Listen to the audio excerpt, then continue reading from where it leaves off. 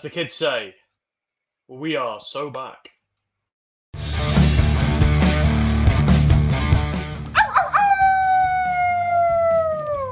Hello, this is Shotzi Blackheart, and welcome to Gimme A Hull Yeah! I hope everyone checking this out in Yorkshire and beyond is having a great day.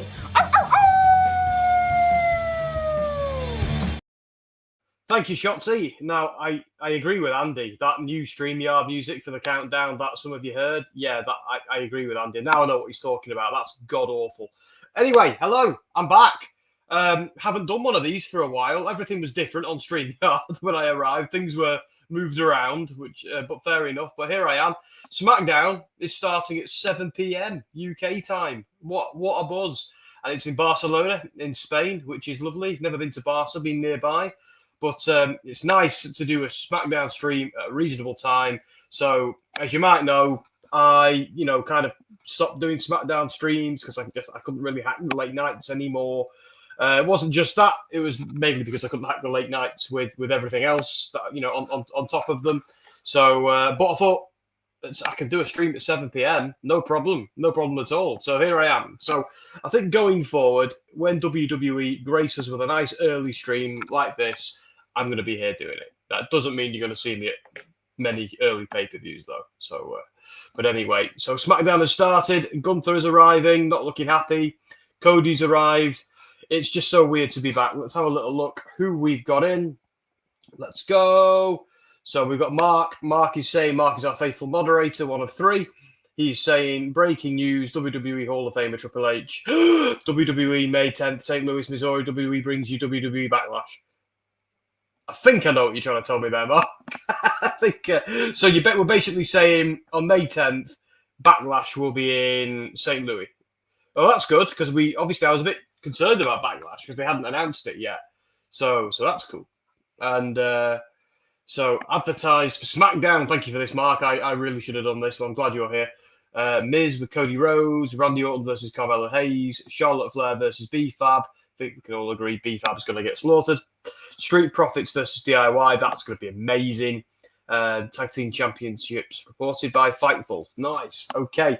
Jake Holden is in. Hello, Jake. Hello. See what you did there. I like that. Michael is in. Hi, all. SmackDown isn't on in America yet, so I'll just chill with you all. Oh, right. Of course. They don't put it. Oh, so they're still putting it on Fox at the usual time for you guys. Oh, that sucks. Because obviously we've got it on Netflix now in the UK and the rest of Europe, I believe. So, so it's live. It's happening right now. I don't know, Michael, if there are any other ways that you could watch it. I'll just leave that with you, just so you know. Jake says, I've never been abroad. You're joking? That's wild. Oh, mate, you've got to go. There's a few places I could recommend, but I'm never off planes at the moment. That's how it feels. Normar says, hi, Sam. How is fit? Fit? I don't know. That's a typo, Normar. But feeling physically fit, if that's what you mean. The jumper, that fits quite nicely. But yeah, how are you? Jake says, Randy Orton versus Cody at Backlash then. They're going to have to... The thing is, though, Jake, with that, is I'm largely of the view that Cena's going to beat Cody at Mania, beat that record, and then we're going to kind of have some kind of program where Cody chases the heel Cena. Probably until Money in the Bank, where maybe Cody wins Money in the Bank and wins the belt back that night. I mean, because that would make him look like a big baby face. Imagine he goes through the Money in the Bank match, wins that, and then maybe John Cena's calling him out and going, oh, maybe I'm not going to retire after all, or maybe whatever like that. Or maybe he's going to retire undefeated and, vacate the belt because he did say Money in the Bank will be his last show. Then Cody comes out, I'm cashing in. You've got one more match, John Cena. So that is kind of how I would fantasy book it. And I'm not going to get cocky, but I've been doing pretty well with fantasy booking recently. But anyway, and who's this? Yeah, I had to rush before the train. Wi-Fi ran out. Lol. Oh, is that Mark? Is that you? Daz says, big up, Sam. Big up, Daz. I never know. When it's someone on the Gimme A Hull Yeah account, it could be one of about 5 people. So, so I never know who it is. Can't wait for Maple Leaf. I haven't seen much about it, Michael. Is that the promotion started by Scott D'Amore? You know, I should really, with it being my job, I should really know more things like this, shouldn't I? Well, Peacock, of course. Oh, you're still using the Peacock over there. VPN, then Netflix. Did you get that idea from me? Or anyone using the official Gimme A Hull Yeah page? Miplet, got totally legal streams. Oh, I see, yeah. Oh, I thought your pup was named Fit. Oh, no, I see where you did there. Yeah, so he's called Finley, but so I see the confusion because you're thinking Fit Finley. If I'm being honest, mate, she'd probably name him more after Finn Balor because she's obsessed with Finn Balor. So there you go. Roller coaster of running. Hashtag where's Andy? Well, roller coaster of running. There's only one man who runs that account, and I'm fairly sure Andy's been given the link and is welcome to join me anytime if you would like to feed that back to him. Yeah, I've been to Wales and Scotland, but never been abroad. I'm dying to go to many places. Oh, Jake, then I don't like giving unsolicited advice to people if I can help it. But yeah, go seriously, do it. Honestly, like pick one of the places you want to go. Grab your mates, grab a girl, grab a guy, grab whatever you want, and get there. Honestly, because like I'd recommend. So as a good a good destination. Where you kind of don't really escape like Britishness. Go to some of the Canary Islands. Only 4 hours away on a plane, south, very warm all year, lovely. Like Tenerife, places like that. I'm a big fan of that. I love to go to Greece. I love to go to Cyprus. I like to go to America. Where else? There's so many places where I like to go. Jess and I are big cruisers, you see. We like jumping on a cruise ship and seeing lots of different places. We'll be doing that again in August. Going to Norway to see the fjords. Any Monty Python fans in here? Anyway. So it's Mark. Mark is using 2 accounts right now.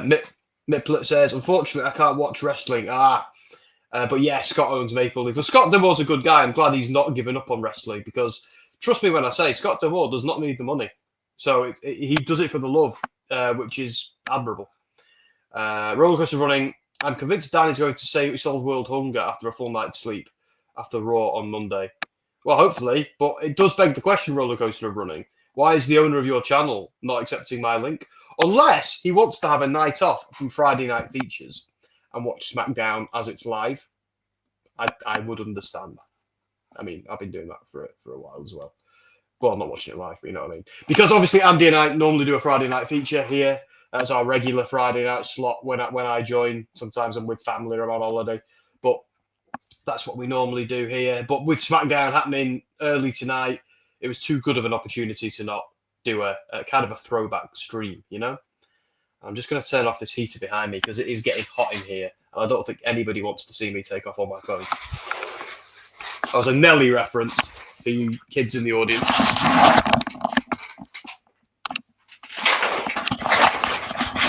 And I've got the loudest chair in the world. So, yeah, we should probably talk about SmackDown at some point. So, LA Knight, yeah. Got the United States Championship back. Thank God. Because, look, I love Shinsuke Nakamura. I'm a big Shinsuke fan. Have been for a very long time. Before WWE. Well, before he came to WWE. And his run, his music used to give me chills. Do you remember when he first signed? First came onto the main roster?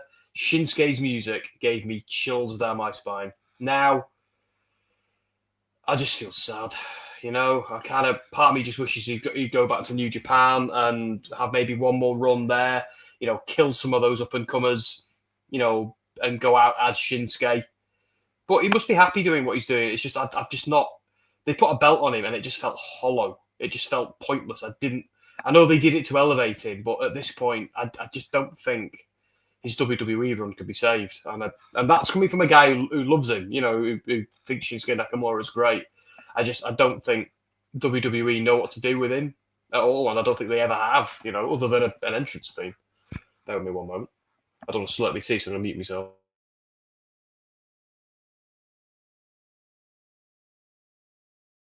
Oh my God, there we go. Oh, sorry. Jake Holden, Norway's on my bucket list. Yeah, I've done it before. It's good, but I think I did it before I was married, and we did a honeymoon around Spain for our cruise. Cruise around Spain for our honeymoon, and we loved that. Went to Guernsey, places like that. And this time we're doing the fjord. So I've gone before, but I think she'd love it. So we're doing that in August, so that'll be nice. I'm sure I'll be putting pictures on Twitter. You know what I'm like. Miplet saying I love Scott. Always loved his booking and the way he treats his talent. Shinsuke. Jake's saying I think he should go to AEW. Well, I do think like when some wrestlers go to WWE, it's not always the grass is always greener, but some wrestlers, and it's the same when they go to AEW. But I do think when it comes to kind of booking talent from New Japan, AEW are a bit better than WWE at it. Like, so many things just haven't worked out for WWE, where at least because AEW kind of do a similar style to New Japan, where WWE have a much kind of a slower, more controlled style. And I think, yeah, maybe an AEW run would be good. I don't know if AEW need him though. Well, I think from Japanese stars, and I don't want to just make it about being Japanese because it's not. But I'm like, I was really bored of Takeshita's title reign. I think he's phenomenal, but I was bored of it. I was really pleased when Omega beat him, and then when obviously there's Okada, and Okada's got that other belt, right? And I'm of the view, like, they did that entire tournament, and Okada just kept the belt, which, okay, fine. Things like that have happened before. But seriously, that belt Okada's got is like MJF's diamond ring. It's not really a competition. They've made that belt to put on him and just to keep on him, just as a bauble. But it's just not working. So, Braun Strowman, not as ill as people said. That's a relief. And he's killing all the heels. But yeah, so Okada, I love Okada. I absolutely pop every time he says bitch. It does just make me chuckle. It shouldn't because it's not funny, but it gets me every time. Particularly when he does it like with a stupid grin on his face. I do pop for it, but I'm bored of that title reign. I kind of thought Omega or Rick should have been the one to take it off him instead of taking that one off Takeshita. But I'm also of the view that like, why aren't they doing Okada versus Omega? That's really something they need to build to in AEW. Like, I'm not being funny, Tony Khan. You threw Ricochet at Will Ospreay the minute he arrived. There was no room to breathe, and nothing has come of it. Like, Ricochet's fabulous as a heel, but I think he should have won that tournament. I mean, he should be now walking around like a peacock with Okada's belt, because Okada doesn't need it because he's Okada. Just that's what I'm saying. Anyway, also Joe Hendry said he's in a video game on Twitter. Didn't say what game. So, some know one. Oh, does someone here know? I can report, Michael, that I don't. I'm afraid. I know I do sometimes have the scoops on this stuff, but I haven't heard anything. And I promise you now, right? If I knew something and it was safe to report, I would have written an article about it on Deserto. So usually, if I know something and it's worth writing about, I put it there. You know, providing editors agree and it's something we can cover there. But in terms of like WWE video game, like 2K25, I've been writing that today. I've been trying to digging around the internet, and I'm doing it myself, trying to figure out how to unlock some of the My Faction cards. But the problem is, there's a lot of news out there saying like this faction card exists, and then when you play the game, it's nowhere in sight. So I can't help thinking some of the less reputable sites have just been putting crap out on the internet about what cards exist. But I suppose when more people dig into the game and it, you know, because I know it's only come out today, you know, so I'm lucky. Obviously, I've had a copy for a little while because I had to review it. But yeah, I haven't found some of these guys yet. So I'm starting to think there's a lot of BS floating around on the internet. But we'll know soon enough. Monday morning, I'm going to go and do another recce and see what I can dig up. But anyway, yeah, but Joe Hendry, of course, Joe Hendry. Yeah, he's probably coming to. I reckon they're going to do some kind of TNA DLC pack. Now, that's not me reporting it. I don't know anything. That's just speculation. Because if they could just add Joe Hendry, but come on now, after Roadblock, I want Moose. I want Moose versus Obafemi. I want a rematch. I want to do all sorts of cool stuff. Yeah, so they do need a TNA pack now because TNA and WWE are in partnership. They're working really, really well together. Get it done.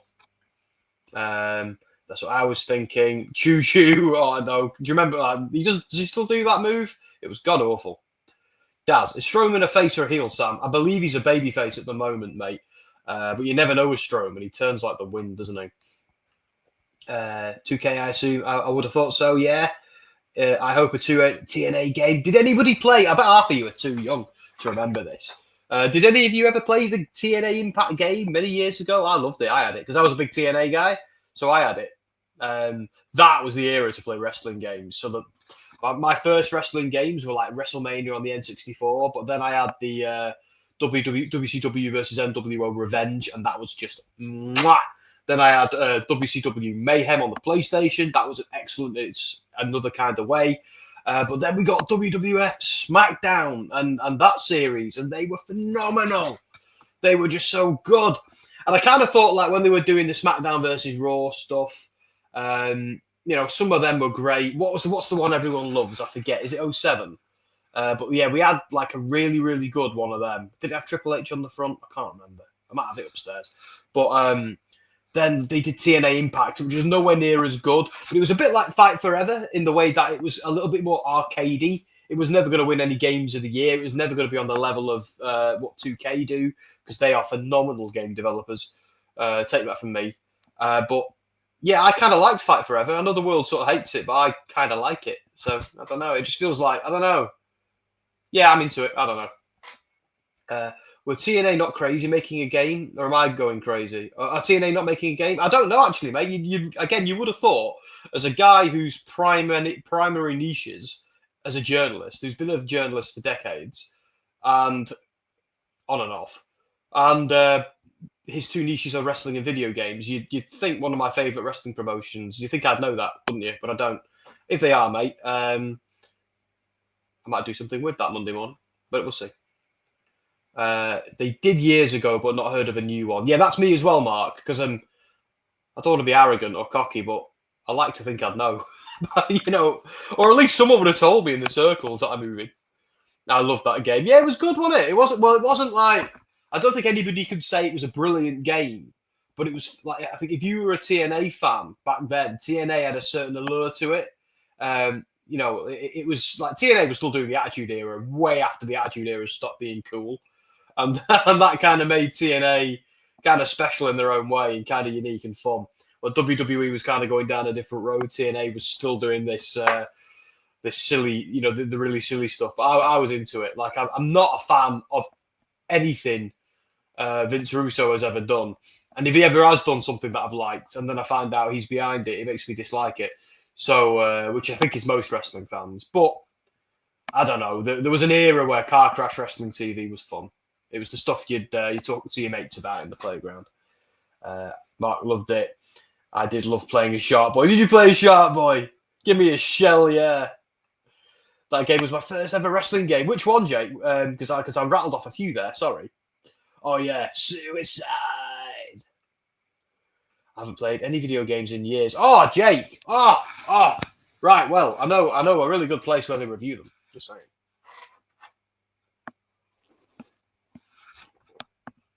I'm going to mute myself. One moment.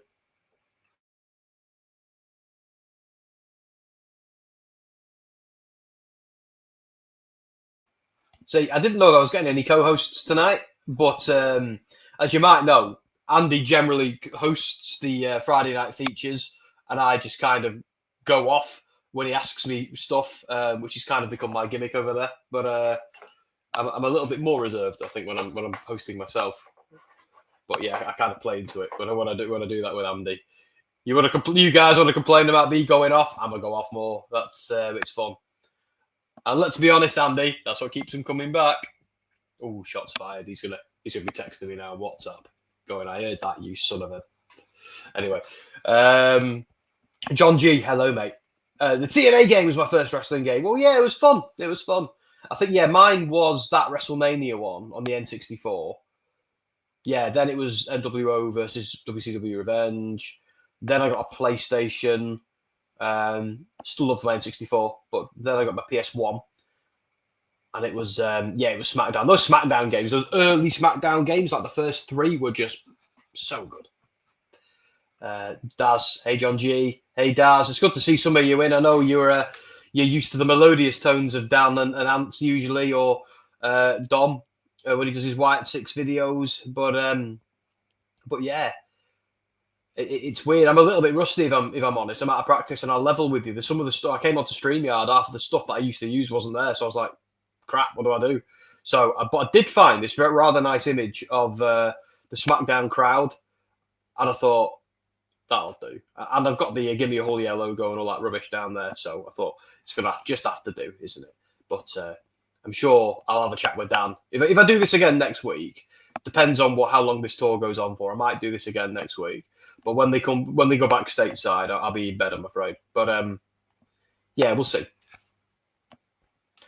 Do you guys think Indie Mania is actually a thing? Cardona? Yeah, I sincerely hope so, Michael. That'd be great. But we'll see. I don't know about you guys. There's a few things in wrestling, because obviously I've not talked on here for a while. There's a few things in wrestling at the moment I'm really upset about, and there's a few things in wrestling right now I'm really happy about. Like, I'm obsessed. It's only been 2 episodes, and I'm obsessed with Evolve. It's back. WWE own it now. Gabe is running shows again under the Evolve banner. It's kind of like, the LFG ID stuff, NXT, as well as some like indie guys, all kind of like thrown in a can and smushed around, and I love it. It's got that feel, that old Evolve feel. But we need Josh Briggs to arrive and remind everyone that he is still the reigning Evolve champion. That's what we need. Come on, WWE. Come on, Gabe. Come on, Ava. Come on, Triple H. Come on, Shawn Michaels. Who else is in charge over there? Borash, Jeremy Borash. I think you have some power there. You as well. All here. Let's make that happen. Okay, mine was Here Comes the Pain. God, I didn't know if you were too young for that one, Michael. Jake, see, I think Vince Russo is a good booker as long as he has a couple of people around him. See, I don't think he was ever a good booker. I think with Russo, he was a guy who owned a video store who got lucky, because that's the truth. But I do think you've got a point when you say some of his wild ideas, as long as he's got people reining him in, could be perceived as useful. And they were. Like, some of the ideas in the Attitude Era were his. Him and Jim Cornette, and before they wanted to kill each other, and Vince McMahon used to sit down in Vince's dining room and book a whole week of TV. Like, we know that because they've all said it. And so Russo was in the building when a lot of Attitude Era stuff happened. But here's the thing. We look back at the Attitude Era with rose-tinted glasses. Go back and watch it. For everything that's awesome, there's something that's cringe. So, and I'm of the view. See, I know he's not a perfect person. Oh, my heart went out to him when he lost his dog. This is Jim Cornette I'm talking about. Obviously, my heart completely went out to him. Because I lost mine a few months ago. So I know the... not Finley, it was Loki, my big dog. But yeah, I kind of think Cornette had a lot of the good ideas because he kind of gets booking. Love him or hate him, the guy gets booking. So yeah.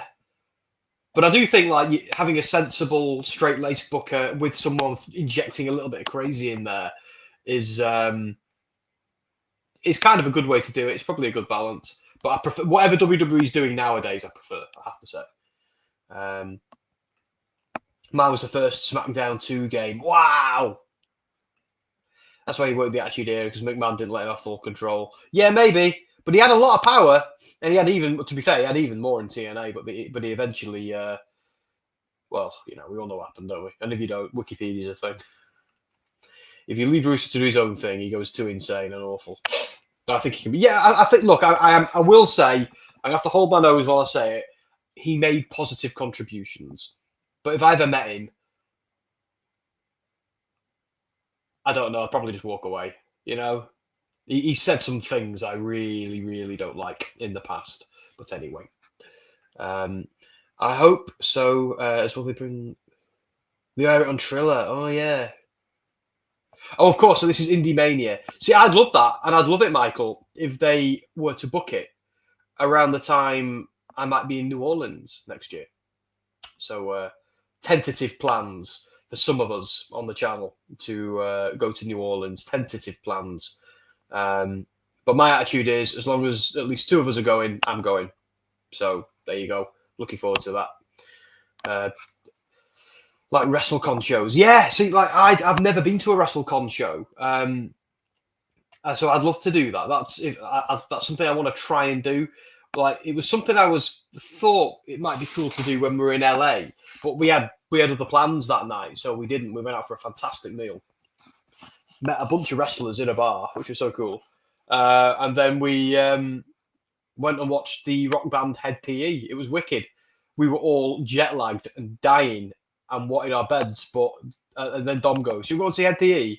And it was one of the best nights ever. I'm so glad we did it. I'm so glad I had that Red Bull to get me through. It was so good. And because that was Dom's night, we wanted to make sure Dom had a great night that night. We all ended up having a great night. Yeah, I love Cornette's podcast, but I don't like him as a person. See, I don't like some things Cornet has said in the past, particularly to people I love as well. But I don't think he's a terrible human being. I think he puts his mouth into gear before his brain sometimes. But I don't think he's a total villain. There's a lot of things he's done in the past. For example, he's very capable of empathy, and not a lot of people are sometimes. I don't think he's a total villain. I think he's a better man than Russo. That's for sure. Great times in LA. Hope you guys are all well. Titans Toy Stories. Tell me who that is. Great times in LA. Babyface win. Bloodline lose. Temu Bloodline win. Oh, shots fired. See, they're a pretty good bloodline. They have to back off because Solo lost on Raw's debut on Netflix. I was going to rant about things I don't like in wrestling, wasn't I? That's where I was going. Yeah, so I'm furious about the Supercard of Honor situation right now. Oh, of course! Heel turn wrestling, of course! I accosted you in a car park, didn't I, in LA? Outside SoFi Stadium. And then I accosted you again in London. That was funny. Yeah, so thank you for all the accosting. That was great. Yeah, if we see you in LA, that'd be cool. I don't know how we're not in LA or New Orleans. I don't know how we're doing it yet. Not even 100% we are. I hope we are. Like, even if the boys don't go, I might just say to my wife, right, I'm getting a suitcase, we're doing this. So who knows? But yeah. Oh yeah, it was great. Heel turn. How are you guys? What are you up to these days? I haven't watched for a while, so I'm a bit lapsed because I've been a busy dude. So I do apologise. I would love Indie Mania, like Cardona was in the ring, but he's talking trash and like to go off and Enter Sandman hits. So Sting, see that as awesome as that would be, like Michael, again, the thing I'll never live down was when Dom recorded me marking out to Sting's because he knew what I'd do. Sting's entrance at the second All In London, or the first All In London, second All In, and obviously Dom caught my reaction on camera and shared it everywhere. But I think I've got all my marking for Sting out now. Part of me wants Sting just to relax and have a good time. No, Enter Sandman is by Metallica, Jake.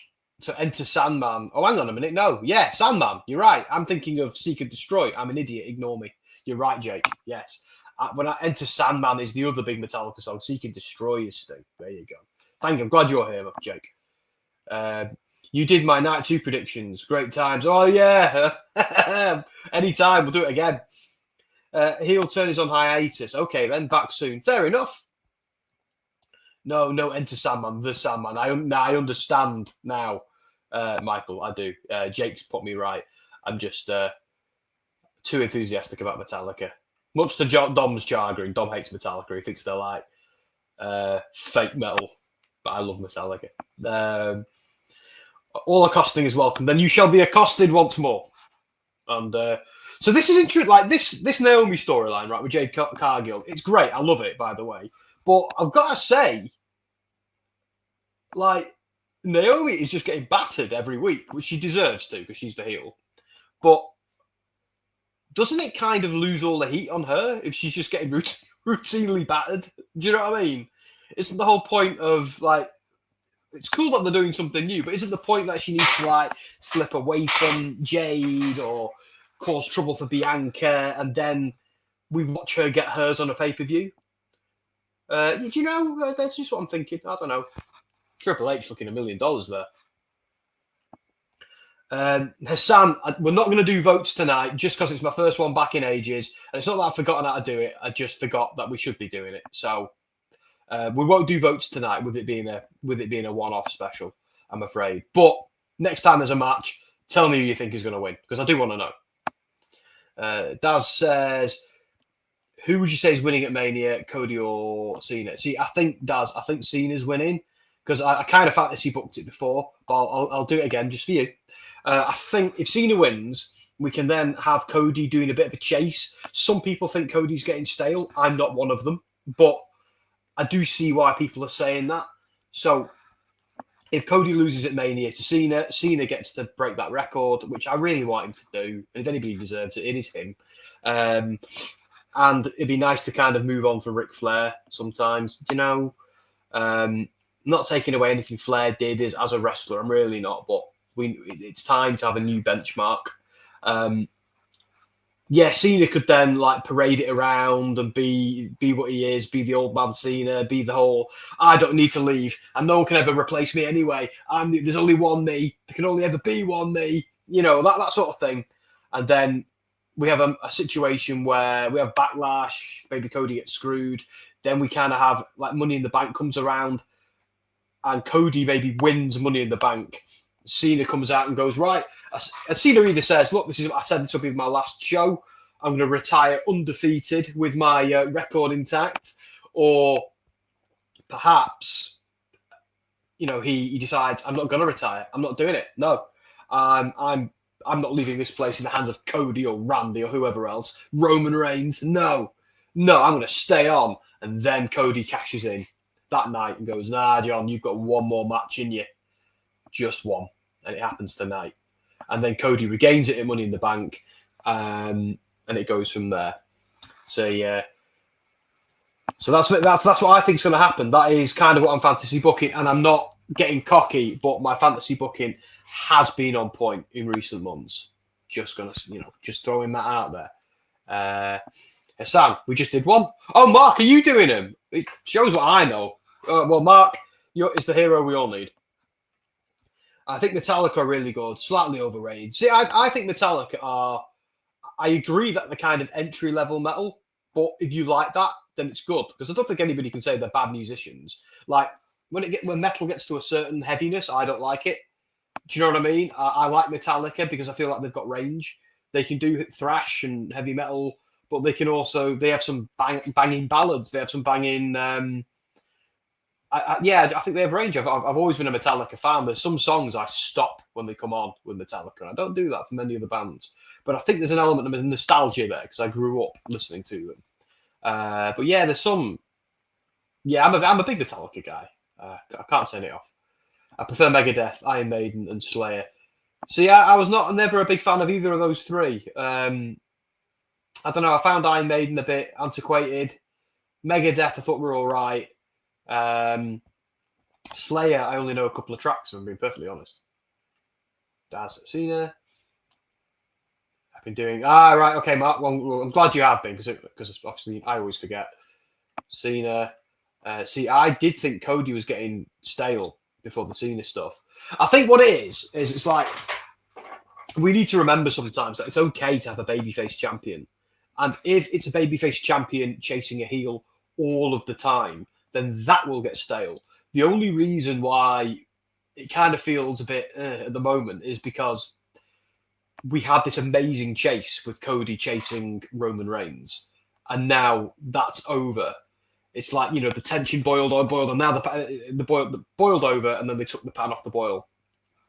So, but if they just if Cody was to lose it like a week later and then go into another chase, that'd be exhausting. You've got to have time to breathe. And I say this to Andy all the time on Friday Night Features. There have been tons and tons and tons of successful babyface champions. Stone Cold Steve Austin, Bruno Sammartino, The Rock. I can keep going, but there's been so many. And it's great to have a good heel champion. But I think people do forget that as great as the chase is, it's got to be earned. And this John Cena one is great because it would just be a small interruption to Cody's reign. And John Cena's one hell of an interrupter. And then it could kind of get back on track at Money in the Bank. So, and him beating Cena that way, going through the Money in the Bank match, he's already won 2 Royal Rumbles, and then won at Mania. But if he was to then win a Money in the Bank match and then that same night take down Cena and retire him and get Cena's career, be the man who retired John Cena, that would give Cody a really good shot in the arm. Because I've been saying this for a long time. Get used to Cody's face because he is the one WWE have chosen. He is their new John Cena. And even if you don't think he'll ever be as good as John Cena or never be as big as, he is their new Hogan, their new Cena, their new Rock. He is that. Roman Reigns is to a point, but they've realized with Roman Reigns, he works much better as an anti-hero figure. And I'm not being funny. After Monday Night Raw, Roman's feeling a bit heelish. He attacked CM Punk purely out of jealousy because over Heyman. So now, look, I get that they're doing this 3-way feud with Punk, Rollins, and Roman, and they don't want anybody to really be the heel. Like, they've all behaved poorly, and they've also all got a point. But that, like, none of them are perfect people, and that's a great story to tell. Roman, Punk, and Rollins are perfect in that role because all 3 of them have made catastrophic mistakes in their past. But be it in kayfabe, be it in real life. So it's a nice having a situation where you don't know who the babyface is or the heel, but just having a situation where different fans will root for a different person. That's great because it's like when Marvel did Civil War. None of them were bad guys. They were all good people arguing with other good people, and they all made great points. But we all picked a side, didn't we? It's great. Yeah, King Kong versus Godzilla. Both technically good guys, but you're picking a side. You're picking a monster. So I actually I wasn't a fan. Like I was telling the boys the other day that I actually think I felt it was a little bit overbooked with Roman Reigns. But after watching Raw this week, completely changed my mind. And what's the point of having a mind if you never change it? See, Jake says, I don't think he will retire. I think he has to, Jake, because he said it. Now, like, obviously he doesn't have to. So, and you might be right. But I do think he has to now. I do think he has to. And I think Cody getting his career is a massive shot in the arm. Because, like, Roman Reigns got loads of stuff given to him. So it's time for Cody to get that big retire. And there's nothing bigger than retiring John Cena. Because, he might be the greatest of all time. He might be. Not necessarily in the ring, but as a character. Like after The Rock, like Hogan, Stone Cold, it's Cena. And it's even Roman hasn't really surpassed that yet. Cody certainly hasn't. He might do one day. They both might one day. But right now, yeah, I get used to Cody's the guy now. They've looked at him and gone, him. So even if we don't like Cody, even if we think he is getting stale, we're going to be seeing him for a while yet. Trust me on that. Jake Holden says Hollywood will make him. Strangely, Motley Crue are probably my favourite metal band, to be honest, even though I tend to like the heavier stuff. Yeah, they are good. Michael says, are you watching TNA tonight, Sam? So what I'm going to do, Michael, is I need to watch this week's episode of Impact, which I might do after this show. And once I've done it, I think I'll watch TNA Impact. Then I might kind of just go over SmackDown again, because obviously I've been yakking all the way through it. Jade's doing an interview. I want to see things like that properly, like listen to it, without jabbering over it. But I think tomorrow I might watch Sacrifice. And so they're still getting these two involved, aren't they? Yeah, I think I will watch Sacrifice, but I might watch it tomorrow because I've got the house to myself. So I'll do a bit of tidying up, make sure my work is up to date, blah, blah, blah. Then I might open a few beers and have a bit of a sesh watching TNA.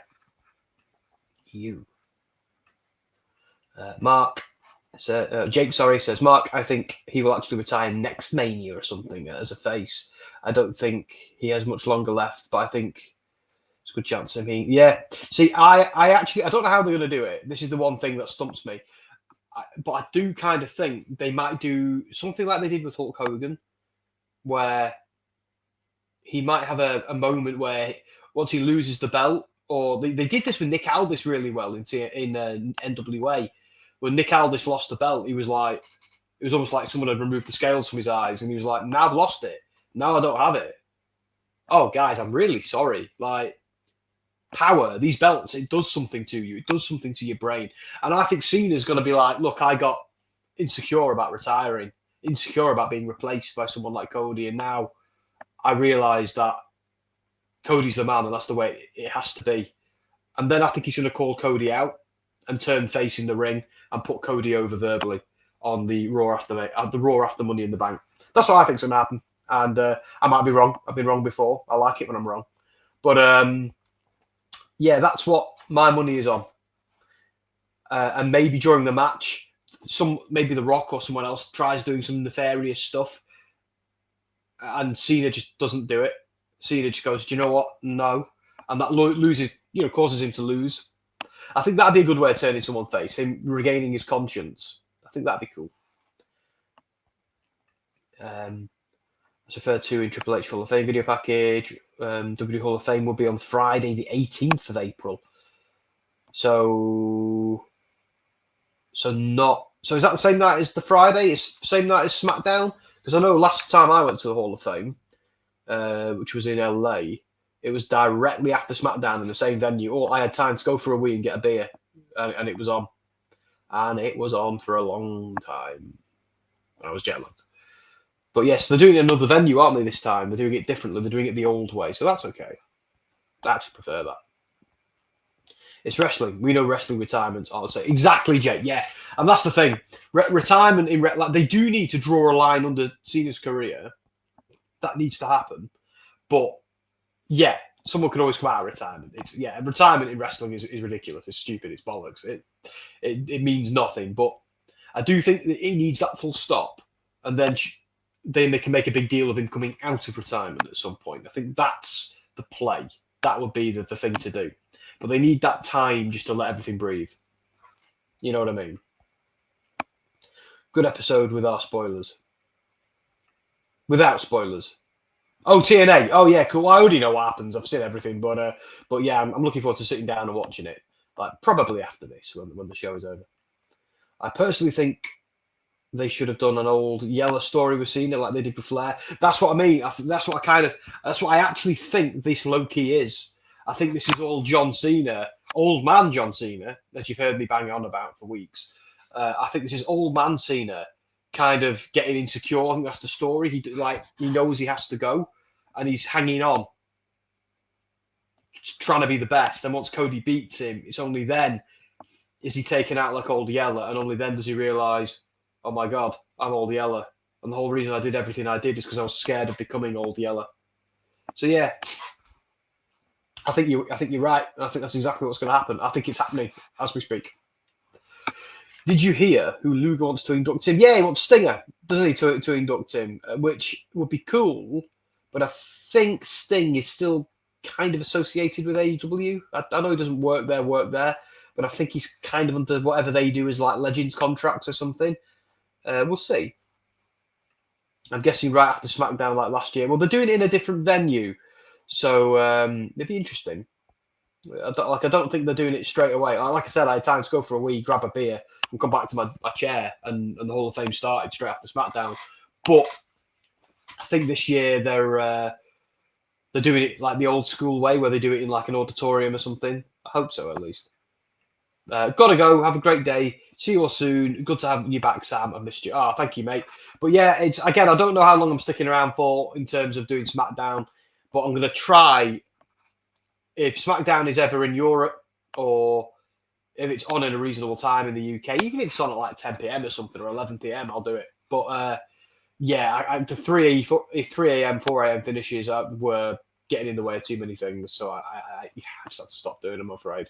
I had to kind of prioritize other things over that. But I didn't want to completely walk away from the podcast either. I know I don't pop up as often as I should, but I just have a busy life. So, and they're happy for me to come and go. So that's what I'll do, you know. But tonight it felt like an opportunity because I didn't have any plans. So I was like, right, okay, let's do it. You got no excuse not to. See you in a bit, Mark. And the font. How do you pronounce this, guys? The Fontainebleau, New Las Vegas. I think they've done it there before. Could be wrong. Sting and DDP, I heard, Sam. Oh, DDP, yeah. DDP kind of flips between AW and WWE, doesn't he? I don't think he's signed to either thing. And no need to brag about how busy and important you are. I'm very busy, but I'm not important. I will say that. But yeah, I am a busy dude. It's more. Do you know, I'll tell you what it is, Jake. It's more like because it was happening on stuff happens on a Friday night. Friday night's the night we might get invited for dinner around a family members. And it might be a family member where we got to drive for 30 minutes, 40 minutes. We might go out for dinner somewhere. We might go to the cinema, Jess and I. We might get a day where all my mates are in the pub at the same time. So we'll go and do that because, we're all married and most of us have got kids and, so we don't get to do that often. So it's like, because Friday night is fun night. So, and I sometimes think, as I'll just be honest and say it straight up. I think it's sometimes more important to prioritize that stuff, the family stuff and the friend stuff, than the wrestling podcast. And that doesn't mean I don't care. I absolutely do. But you never know how long you've got people and stuff like that. So that's all it is. But no, but yeah, obviously I am busy with work. Obviously I've got a full-time job at Deserto, and then I've got all the WrestleSphere, ScreenSphere, all that stuff to do as well. So, but yeah, I am sometimes quite tired. I find myself in bed some nights at 8 o'clock and I'm like, I'm not going to sleep. I'm like dicking around on my iPad and I'm like, oh, I'm so tired and I've got to be up in the morning. Yeah, busy, not important is what I'd say. That's what I'd say. Oh no, don't worry. I knew you were only messing. I knew you weren't being funny. Don't you worry. Mark is saying, so for an ultimate ticket priority ticket, $2,000 per person, legend flub that. Yeah, I mean, last time I was at a Hall of Fame, I was up in the gods, but it was still great. It was still great to see everything just fine. But we were I don't think we were at the very top. I think we were kind of like, I forget. I was drinking a lot of beer, but yeah, it was still great. It still had a great visual of everything. It was a good night actually, but we were so tired after the Hall of Fame, and it was funny as well because I remember some dude saying to me on the plane. On the way there, he was also going to watch WrestleMania, him and his mates, and he was like, "Oh yeah, we did this last year," and he goes, "We were buzzing on the Thursday night when we got there, when we landed." He goes, "But we were up early on Friday and we ran around all day, eating, drinking, having fun. Then we went to SmackDown, went to WWE Access, then he goes, got to the Hall of Fame, and we all just died." He said, "We don't know what happened because no amount of caffeine or alcohol could save us." He goes, "We all just crashed from the jet lag." Because obviously they'd had an 11-hour flight like we had. And I thought, right, can't make that mistake. Yeah. And there was one point when Rey Mysterio was talking, and there's a lot of irony in me saying this. There was Rey Mysterio was talking, and I was like, "Oh, I love you, Rey, but come on, bro, wrap it up." I want to go to bed. Although we didn't go to bed. We just went out for more drinks. But anyway, when you're in LA. So say it like this: Fontainebleau. Okay, so I think I got it right. Did I? I don't know. So yeah, so no co-hosts tonight. It's like the old days, isn't it? Although if you remember the really old days, it was me and Dom for a bit. Then the late nights got to him, and then the late nights got to me. So SmackDown.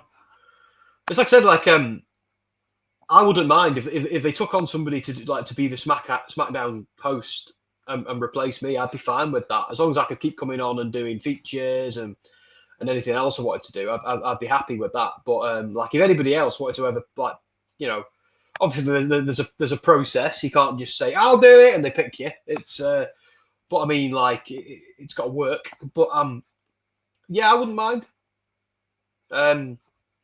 Just throwing that out there. If anybody ever, did that, but yeah, and actually I'd feel good about it because I wouldn't feel guilty anymore. Because I do feel guilty because obviously Ant and Dan give so much of themselves doing Raw and Dynamite, And because I was the guy who kind of wimped out, it's like, I feel a bit bad. And then I tell myself, I've got work in the morning. And then I realise, well, yeah, so do they. But I know for a fact, my work know all about this podcast. And if I was doing this, like, late on a school night, if you will, they wouldn't be happy about it. And they'd be right to me, you know. They know about all my wrestling shenanigans. So it's fair enough, you know. Well, you've all gone quiet. You're all blown away by Charlotte Flair versus B-Fab. Like, this is going to be... Like, they are going to make B-Fab look plucky here, aren't they? But let's be honest, she's getting murdered by Charlotte Flair. That's the whole purpose of this. Here's what I'm going to say as well. Here's another thing that's getting my goat right now. And I don't want to keep going after AW because I'm a big AW fan. I adored Revolution, by the way. Adored. But... what the squash matches on AEW at the moment are getting out of hand. So, like this right here, this is a glorified squash match, but this is what it should look like. Somebody on the mid-card who doesn't get many opportunities, we don't get to see a huge amount of them, getting to kind of showcase their talents, look quite strong, but ultimately get killed by Charlotte Flair. Like, that's what this should be. That's what every match that is designed to make someone, a star, look strong should be.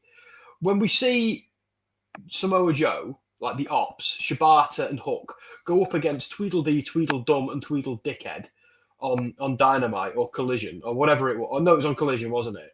And beat up all three of them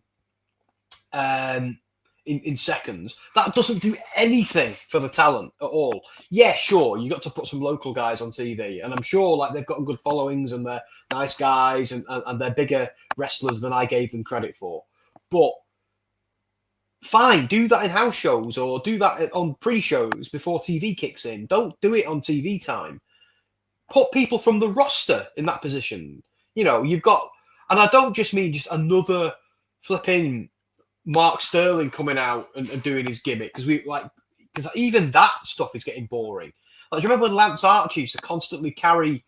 It was usually what's his name, John Cruz or Serpentico. I think they're the same guy. Carry him out and it's just boring. It's like, stop with the squash matches. Tell a story, Tony. Tell a story. And I agree 100% with this here from Mark. Stop using Ring of Honor as squash matches. Yeah, Ring of Honor is becoming pointless television. Every now and then there's gold on that. Gold.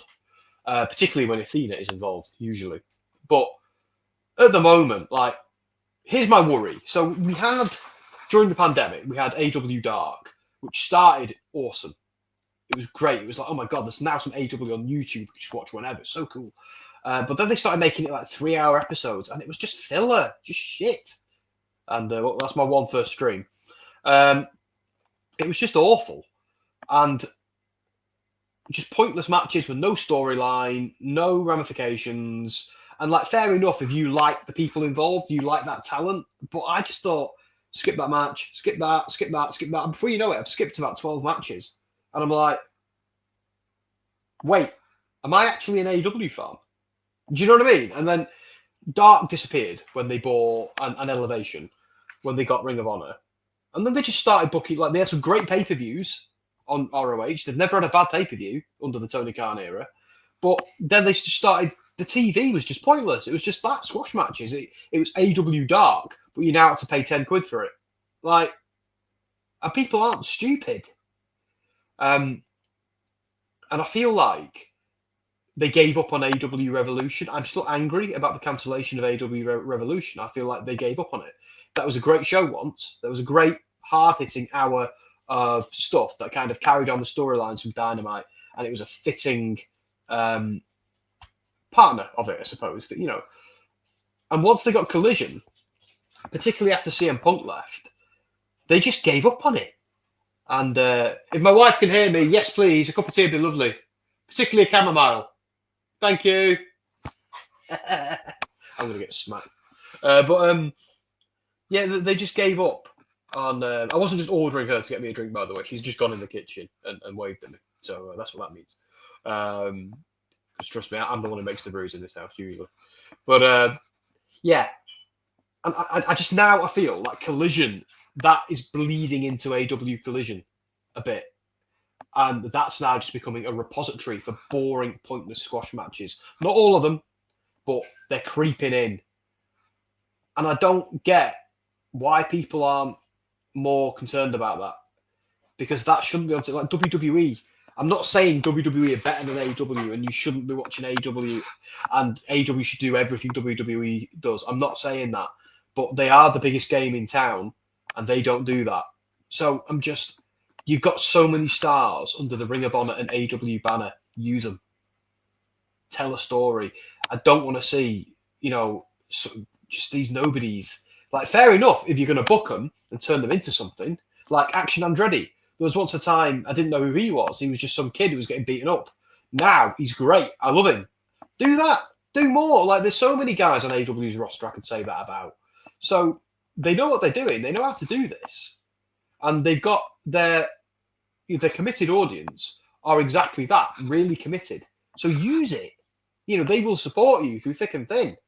And then go and argue with the WWE guys on Twitter. So, if tribalism's ever going to be a force for good, it's there. So that's all I'd say with AEW right now, because it's getting me down a bit. As a wrestling fan, it's getting me down. And I don't want to just be praising WWE all the time and slanging off AEW. I want to love both and praise both. Same with TNA, because TNA is kicking ass right now. And look, we've all noticed AEW's venues getting a bit smaller, haven't we? And have we all noticed TNA's venues getting a bit bigger?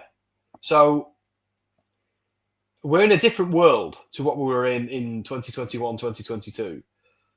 And I want AEW to continue to thrive. That's why I'm saying what I'm saying. Because some people see me criticising stuff sometimes and get angry. And I'm not criticising something because I hate it and want it to fail. I'm criticising something because I love it and I want it to succeed. This is constructive criticism. I'm offering as a fan and someone who likes the product. I'm not just a WWE guy. Because trust me when I say, and some of you have been here for a while will know this, there have been times where I've gone really, really savage on WWE. And I've been a bit more pro AEW. Like when AEW started, I loved every second of it. And WWE was floundering. Do you remember like the 2018, 2019 era WWE pre-pandemic? It was on its arse. Where now it's kicking ass. It's doing really, really well. So I just want both companies to be doing well. That's what I want more than anything with wrestling and TNA. I kind of want a 3 promotion system where all 3 are doing really, really well. And I'd also kind of throw Ring of Honor into that as well. I want Ring of Honor to kick ass. And maybe GCW can step up and be a contender. MLW step up, be a contender. NWA step up. I'd love that. Love that. Anyway, I nearly said rant over, but let's be honest, it's not. Much like Orton and Hayes match coming up, Orton won that, no doubt win, but an RKO, but not a squash match. Yeah, and even then, like, you could make it a squash match. And because when I say squash match, I don't necessarily mean an enhancement talent gets murdered in 30 seconds. Like, there was a couple of squash matches on Evolve this week. Go watch the first match of this week's WWE Evolve. That's a squash match, but it actually didn't bury the other guy. It made sense. It was logical. It was smart. The other guy didn't go in calibrated. He's just as tough as the other guy, but he went in all sportsmanlike and I'm just American, happy to be here. Went in, got killed because he was in there with this thug who was not there to shake hands. He was there, and it's really good. That's what they should. That's the sort of thing they should do. Now that they will rehabilitate that guy, I'm sure, but he'll come away from that like a darker competitor. Like, wow, I went into this as a sportsman, and I've realised that's not the way forward. You could springboard that into a really good heel turn. There's a lot you could do, and I'm just like Evolve or like the dare I say the bottom of the WWE pile.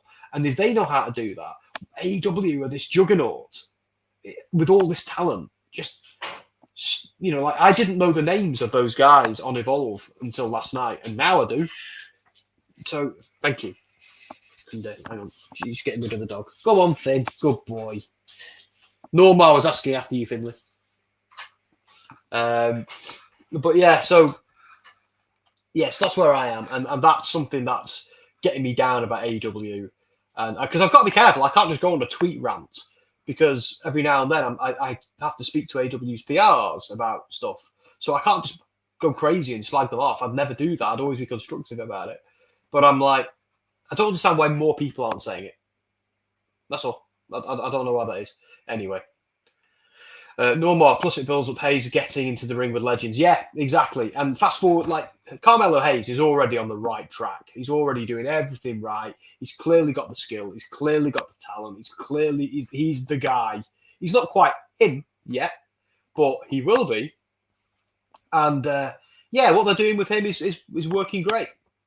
I remember when Carmelo Hayes was this fresh-faced, plucky underdog who was just happy to be there, and then he won that tournament in NXT. And I thought, this guy, strap a rocket to this guy's ass. Look, this guy is brilliant. Look at him now on the main roster. He's meant to be there. And the day Trick Williams comes to the main roster, Trick Williams, Carmelo Hayes will be the main event of WrestleMania one day. Mark my words. You know, I'll tattoo it on me if I have to. And if it isn't, it needs to be at some point because that story isn't done. Like, even then, the crowd sometimes shout, "Whoop that trick" at Carmelo Hayes as he walks to the ring. And he had this great retort where he went, "Yeah, I did that already." So there's so much they could use there. But I know not everybody watches NXT, and those who don't should. Even though I sometimes bury it on Friday night features. But that's only because they don't know how to name wrestlers anymore. You know, they're all called like Kale Cabbage or whatever. Anyway, Charlotte wins via top rope, going full heel, not letting go. Exactly. She doesn't even need to do that.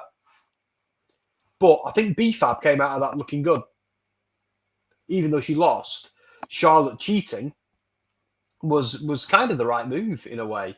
And I like that they're kind of leaning into Charlotte being a heel now because they weren't before. They didn't know what they were doing. But anyway, Tiffy time. It's always Tiffy time. Charlotte falls down. Tiffany lands on the security. Williams, after Mania pop, bucket hunter. Well, yeah, like we're not there. We're years off this. But it needs to happen. Like fast forward 10 years, right? Fast forward 10 years in WWE. What's the lay of the land? Because I'm not so sure it's going to be CM Punk. Certainly won't be John Cena. Roman Reigns and Cody might be coming to the end, if not it already being over. Like because the next 10 years is Cody and Roman Reigns and Rollins. And I don't think we've got quite that long of Punk. There's a few things Punk needs to do. Like it's like we've not seen the best of Punk yet. I sincerely think that, and I hope that's not the case as well. But I'm like that Punk does need a main event of WrestleMania. He also needs a savage heel run, and dare I say, a top babyface run. I don't know how they're going to do all that in the time they've got left.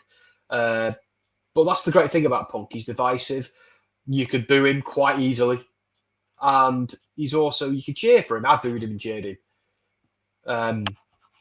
So, like right now, I was Team Rollins in this feud with Rollins. I joke with Andy and Dom and say like Rollins did nothing wrong. CM Punk is totally the villain in this feud. But it was hard to argue that after the Royal Rumble. So like even I can't because it was half gimmick. But I'm now of the view that Rollins went too far after the Rumble. What he did to Reigns, what he did to Punk, and I kind of completely understood what Punk did.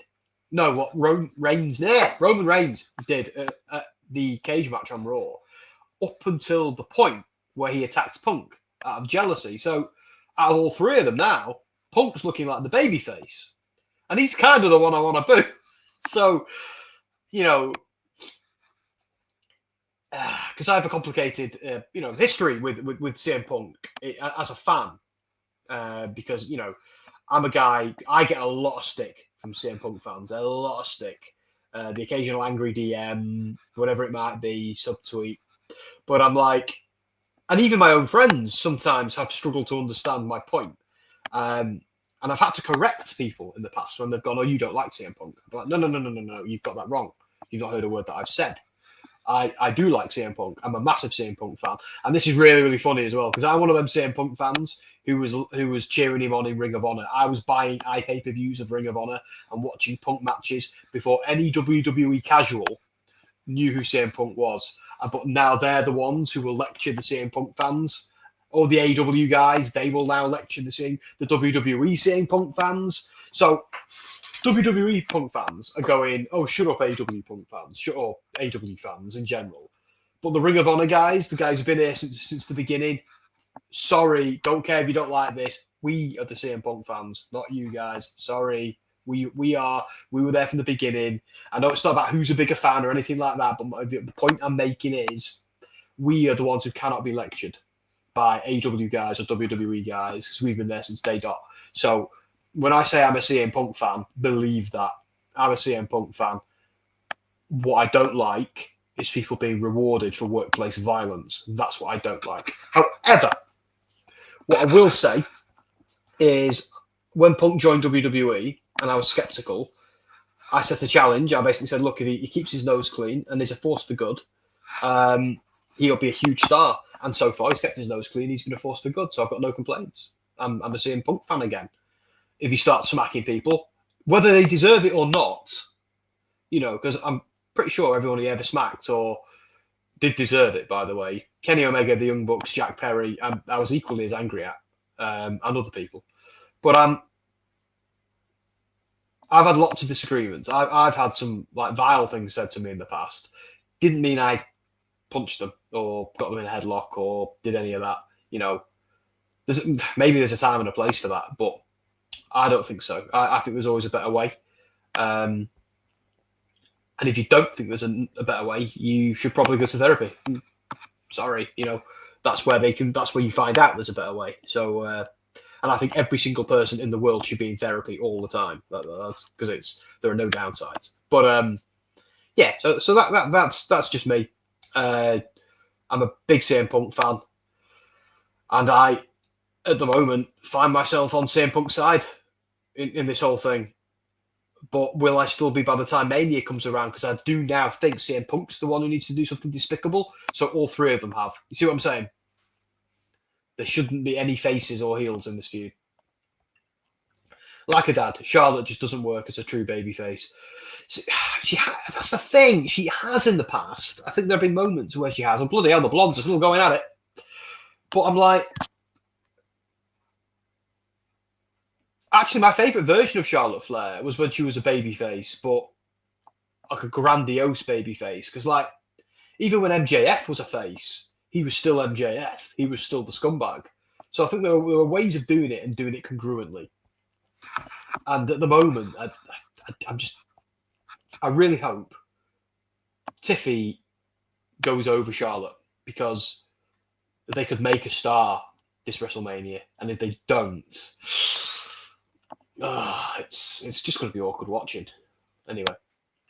Normal, when booked correctly, Rick's a great face. Yeah. But when done massively wrong, he's awful. Charlotte should never be a face ever. It's not. I don't know. I'd like the Ronda Rousey thing. I wanted her to win. Obviously, we were all on Becky Lynch's side, but I still kind of thought Charlotte was cool. Now my stream is just paused. I don't know what's going on here. Let's press refresh. Does anyone remember our SmackDown streams back in the day, and it'd always just go off at 3 a.m.? Anyone remember that? Oh, here we go. I've got it back. Hang on. Boom. Right then. Rick's interviews with Tony. Yeah. Giovanni showing off his Rolex and $1,000 shoes are incredible. I used to enjoy that. See, I was when I got into wrestling, it was the late 90s. So WCW was just entering a boom period. And Flair was part of that. And then it was the NWO and all that stuff happened.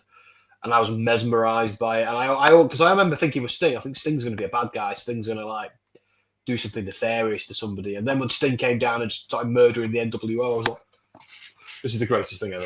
So, yeah, but Flair was kind of getting on then, and in TNA, he was just, I don't know. I found his TNA run. I was never feeling that. But I did like it when he kind of came back and did Evolution and did all that as well. But I think that was before the TNA run, but you know what I mean. That was obviously his TNA run was after I'm Sorry, I Love You. But yeah. Yeah, Flair's great. But he's become problematic in recent years, hasn't he? So and WWE is now the Disney of pro wrestling. They are going to need to move away from that. Look, doesn't matter what you think about it. Doesn't matter what your politics are and things like that, or where you stand. WWE need to move away from Flair.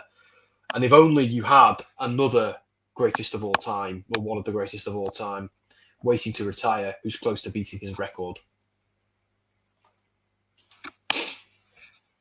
I hope you got to see Mae Young give birth to the hand. Those are the days. And do you know what, Normar? I did see that episode. And even then, I was like, WTF. I think I went to the park and I was talking to my mate and I was like, what did we just watch? And why?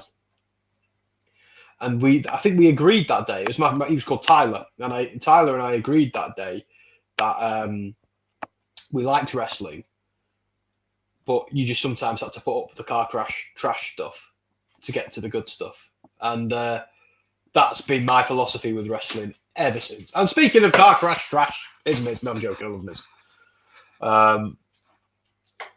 That's the thing with wrestling, is that you've got to suspend a lot of disbelief. And there are things that happen in wrestling. Let's be honest, as a wrestling fan, stuff goes on in AEW and WWE that you would not want anybody else to be in the room and see while you're watching it.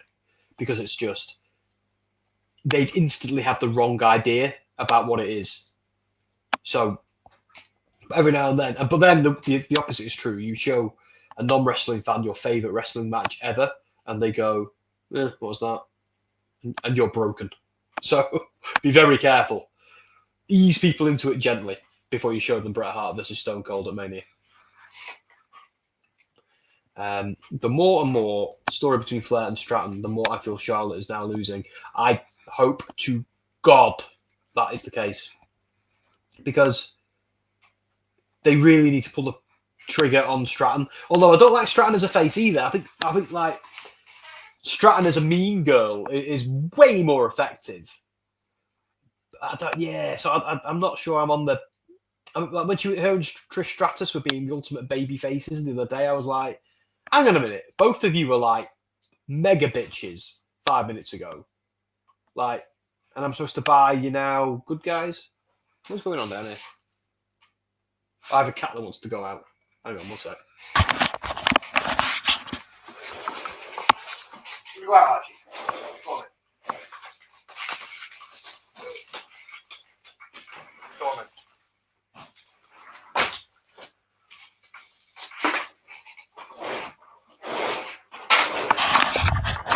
One day, I'll do something on Gimme A Hull Yeah that doesn't get interrupted by dogs or cats.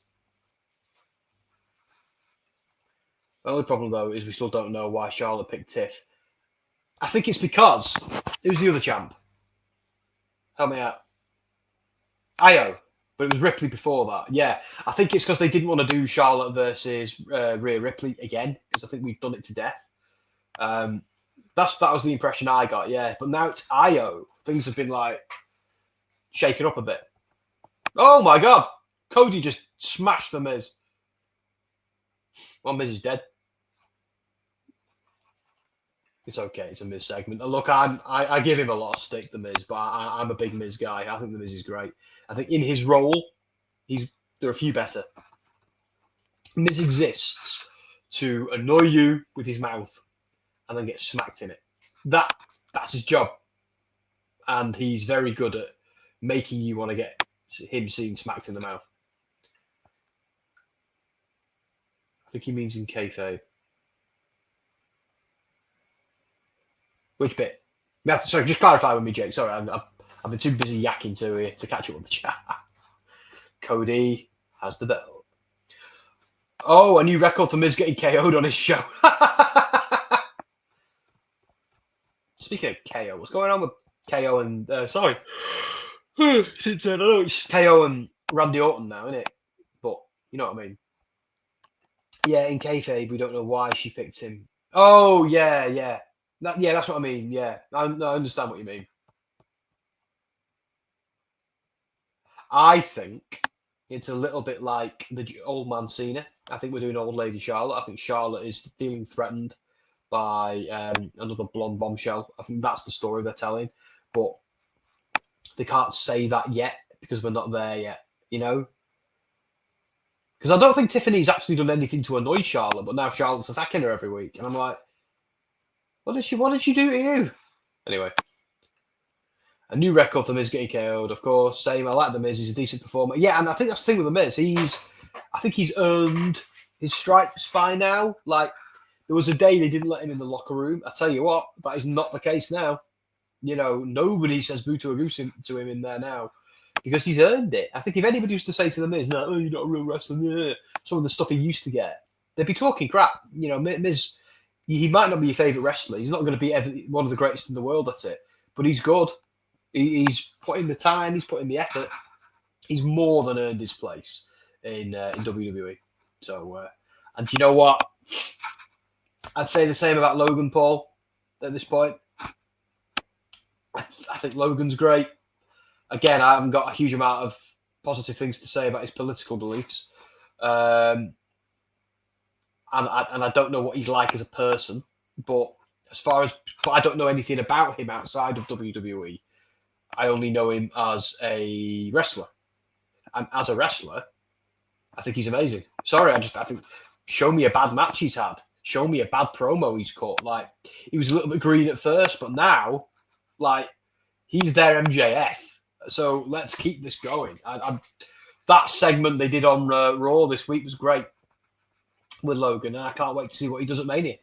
You know, and I like that he's turning up every week. Like, the guy again, he's right when he says, "I don't need to do this for money or fame. I've got those two things."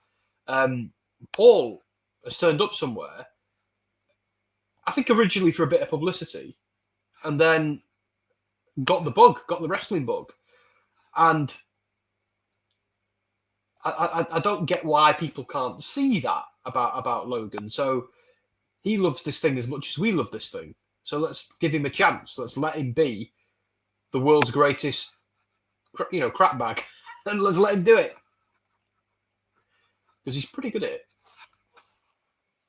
Yeah, in kayfabe, we don't know why she. Well, dog's kicking off. Logan as a person is disgusting, but as a wrestler, he is great. I might have to shut this dog up. I don't know what he's barking at. I mean, it's like 8 o'clock at night. What could you possibly be barking at? But anyway, I like Miz too. He knows his role on the company and fills it well. He's a good. Yeah, that's perfect. Right, I'm going to shut my dog up. I'll be 1 moment.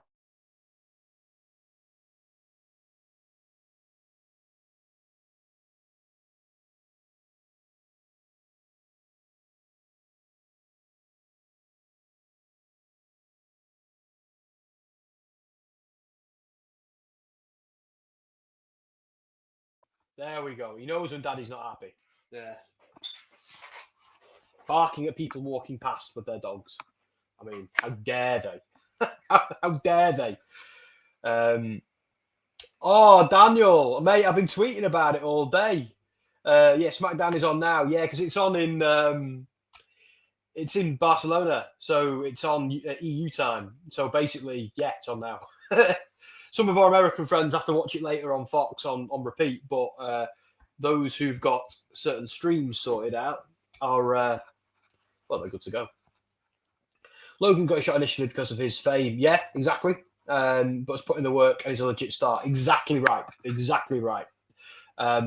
Again, I'm like, I've got no interest in influencers. I've got no interest in like YouTube guys.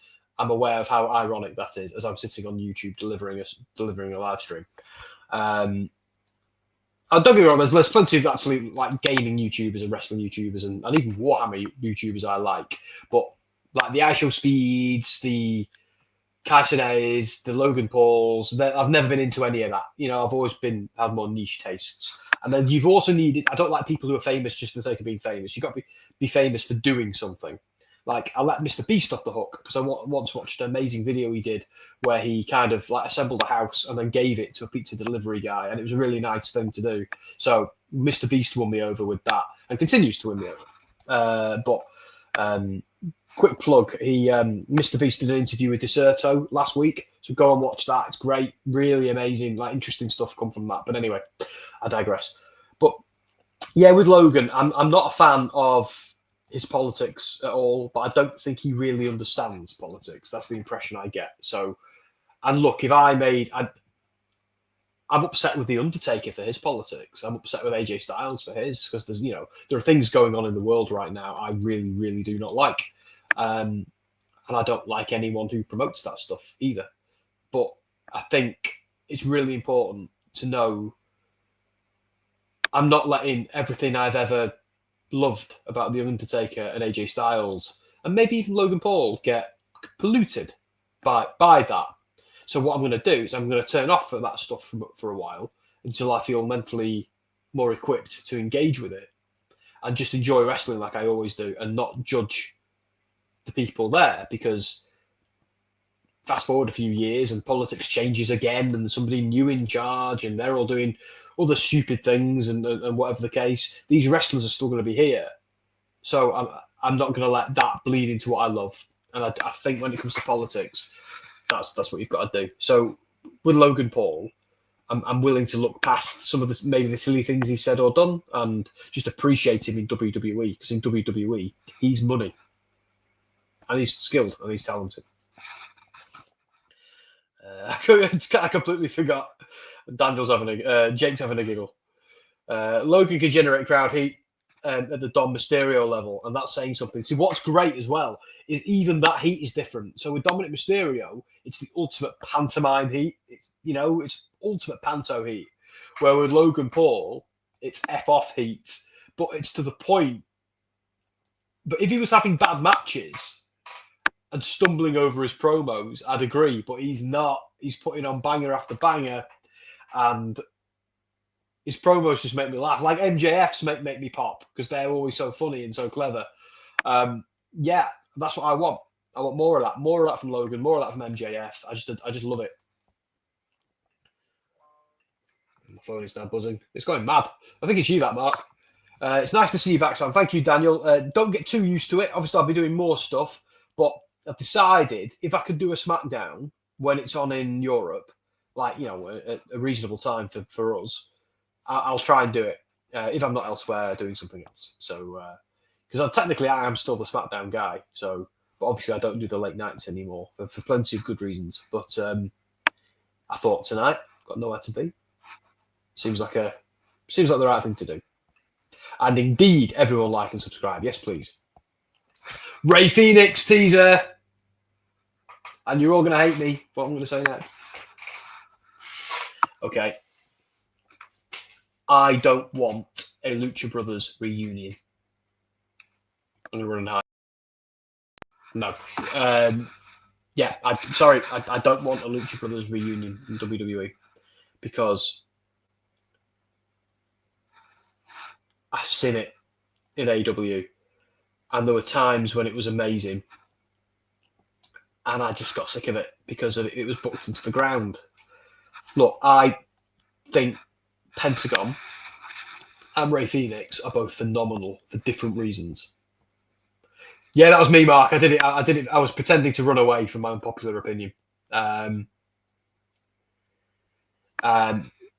So, like, yeah, look at what they're doing with Penta right now in WWE.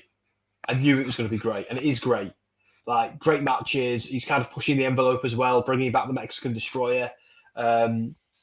He's a star. He was always a star, and I want them to lean into the kind of Pentagon Dark with him at some point. I know AEW tried doing it with Pentagon Obscura, but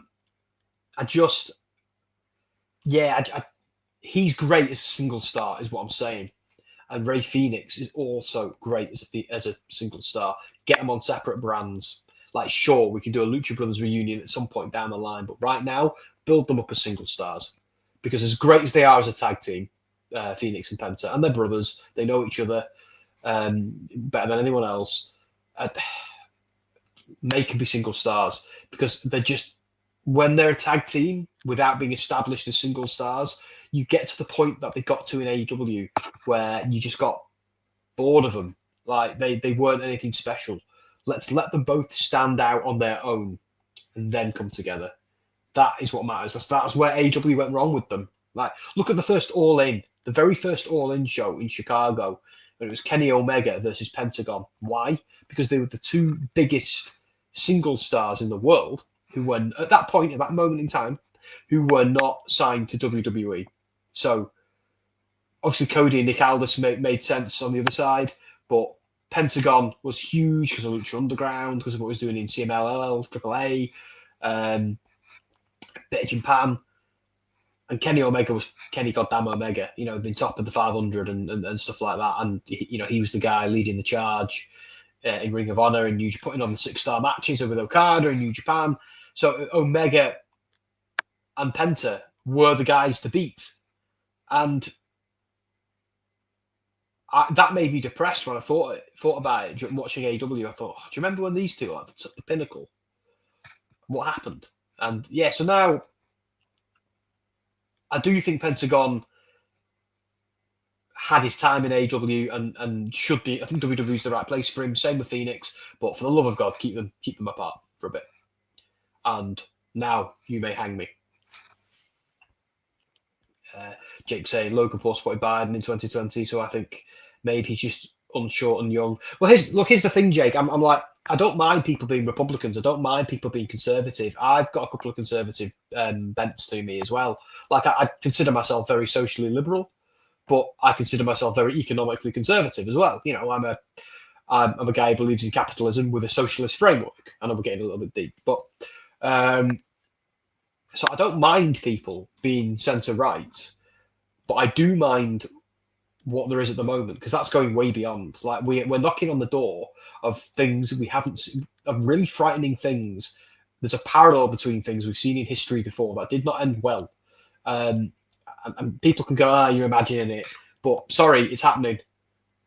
So it worries me when people support that, because I feel like that's what they want and they're all right with it. Either they're turning a blind eye, which is even worse, they're too stupid to see it, or they're for it. It's got to be one of them three. So that's what worries me. But I think Normar's right with what he says about being unsure and young. I don't think if you were to sit Logan Paul down and say to him, Logan, can you explain to me the difference between left and right and the difference between liberal and conservative? I don't think he'd be able to do it. So, and I don't even think he's stupid either. I just don't think he's ever sat down and thought about it, read a book about it, or had a conversation with somebody more in the know than him about it. So yeah, I think you're right, exactly right, Normar. Jake, sorry. That's exactly socially left-leaning, economically right-wing. I'm not economically right-wing. I'm a bit more economically conservative, because there is a difference between the two. I know they're often connected, but I don't want to keep this on politics, because we're here to watch a silly wrestling show. But my point is, I'm quite in the centre, generally speaking. So I generally vote for the Labour Party. I voted for the Liberal Democrats in the UK before. If I was in America, I would probably vote Democrat, but that doesn't mean I'm anti-Republican. I think, both parties need to, are needed and necessary. I once heard something, this is the last thing I'm going to say before we go back to wrestling, but I once heard a great analogy, which was the cows are eating grass in one field, and when that grass runs out, they move to another field and eat the grass there. And I think I've just tortured that, but you know what I mean? Like one party comes in, cleans the floor, makes it pristine, but in doing so, they knock everyone over, and people have now got bruises and they're bleeding all over that clean floor. So the other party come in, they help everybody back to their feet. They put band-aids on them. They make them a cup of tea. They make them some soup. But in doing so, they make a mess of the floor again. So then the clean-up crew need to come back in, and the whole thing repeats itself. And that is how I see left and right. Anyway, we'll just read these comments, and then because I know we shouldn't really do this, but anyway, I think it was important with the Logan Paul stuff. So come to Sam's streams for politics. Not too deep, but I think what's his face is like that. Oh no, I think he's 100% like that. The guy reads books about somebody at night and mirrors everything he does on that person. He pretends to be a big stupid oaf, but no, he's 100% in that camp. And if he thought he could get away with doing some of those things, he would do them. But anyway, I love the Lib Dems. They can't have a win, but they did all right last time, didn't they? Nobody talked about it though. Everybody talked about those lunatics winning a couple of seats, but no one ever talked about them. Anyway, yeah. So that's it. Yeah. So that's where I stand. I would never go after anybody for their voting pattern. But I do sometimes think at a certain point we're at a stage where it's starting to reveal someone's character. That's me. Anyway. But politics is very wrestling is very, very, very conservative. Generally, everybody in wrestling is a Republican. No, I'm joking. A lot of them are.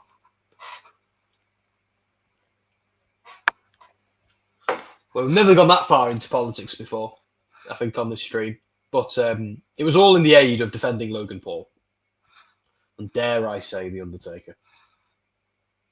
I haven't worn an Undertaker t-shirt for a while, but at a certain point, I'm going to have to go back to wearing them. It's like CM Punk. I got a load of CM Punk t-shirts. Didn't wear them for ages. I still don't know if I'm ready to wear them again either. I think I am. See, I think Jake, I think I was just being silly. I just think a lot of the higher echelons of wrestling companies have generally been Republican. I mean, Linda McMahon's in the White House right now. But yeah, there is a lot of there's a lot of wrestlers who are quite liberal and a lot who are quite conservative. I've always been a fan of Seth Rollins. I think he makes a lot of sense when he talks about when he goes into that stuff. A few of them do.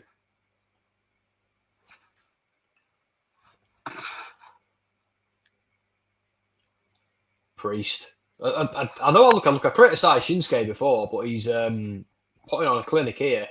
That's it, though, isn't it, with Shinsuke? It's like, you know how good he is, but he never seems to get a decent story. And if they do try and do a story with him, it's like, oh, look at me, I'm being all shadowy, I'm speaking Japanese over a banzai flute. Look how Japanese and evil I am. Like do something else. Let's have some. Let's try that one more time with feeling. Maybe let's give him a story that matters. And it's okay. That story is just I want the belt, and I think you're a dick. That's a fine story to do. But look at some of the stories we've had in WWE recently and how good some of them have been. Can we not do that with Shinsuke? Drew McIntyre, case in point, great story. A guy who was such a good guy, got screwed over by being a good guy so long, he's become a bad guy. And he started out with a good point, but he's become Two-Face from Batman. You live so long, you see yourself become the villain. And that is a great story for McIntyre. But he doesn't realise he's gone so far the other way. And one day he will. And when he turns babyface again, it'll feel natural, it'll feel earned. That's the problem I have with Seth Rollins as a babyface, because I've seen him try and take someone's eye out. And I don't know how you come back from that. God, that was the worst story. Like TNA had a pop at it as well. It was funny.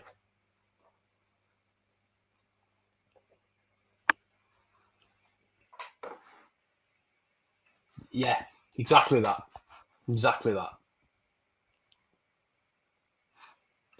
Good job by Priest getting the tall, lanky Nakamura up for a chokeslam.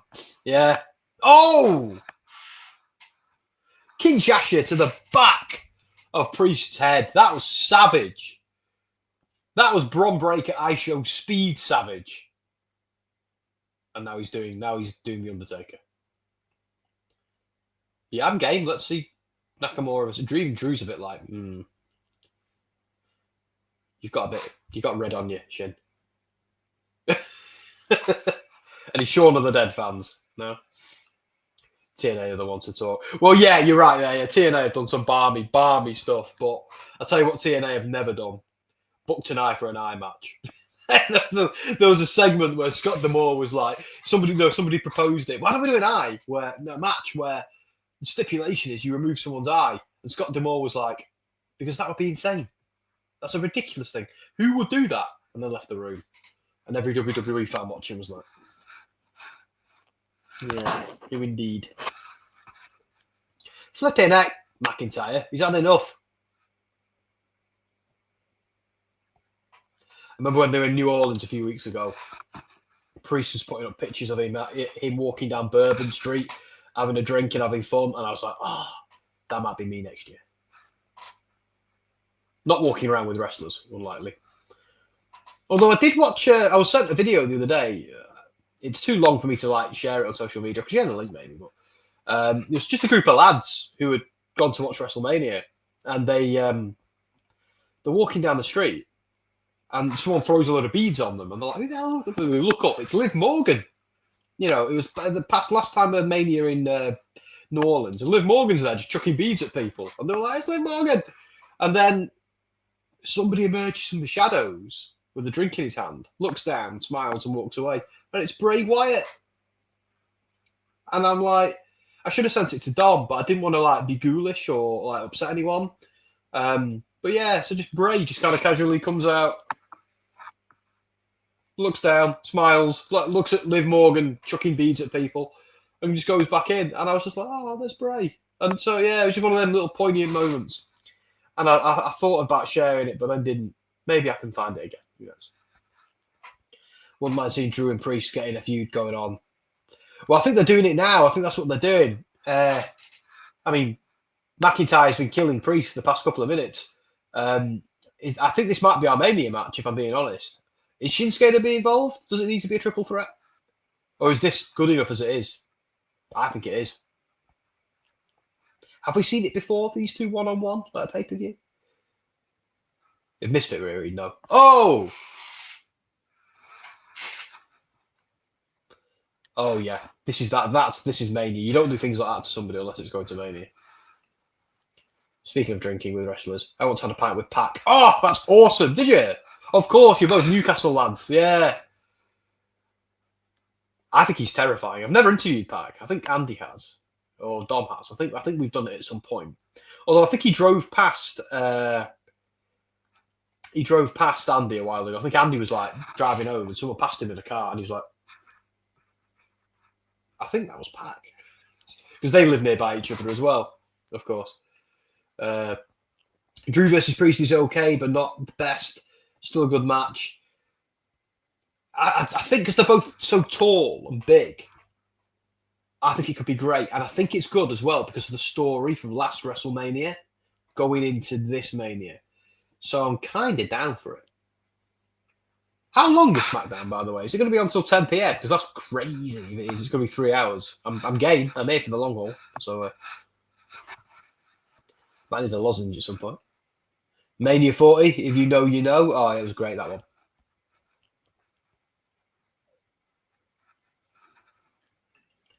Also, Clash at the Castle Iron Brew. Yes. 3 hours, baby. Okay. So we've got a little while to go, but that's okay.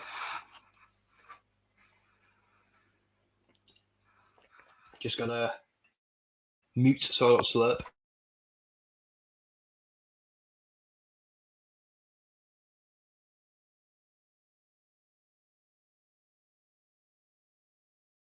Do you know when it's going cold? So you've got like no excuse but to neck it. That's where we are.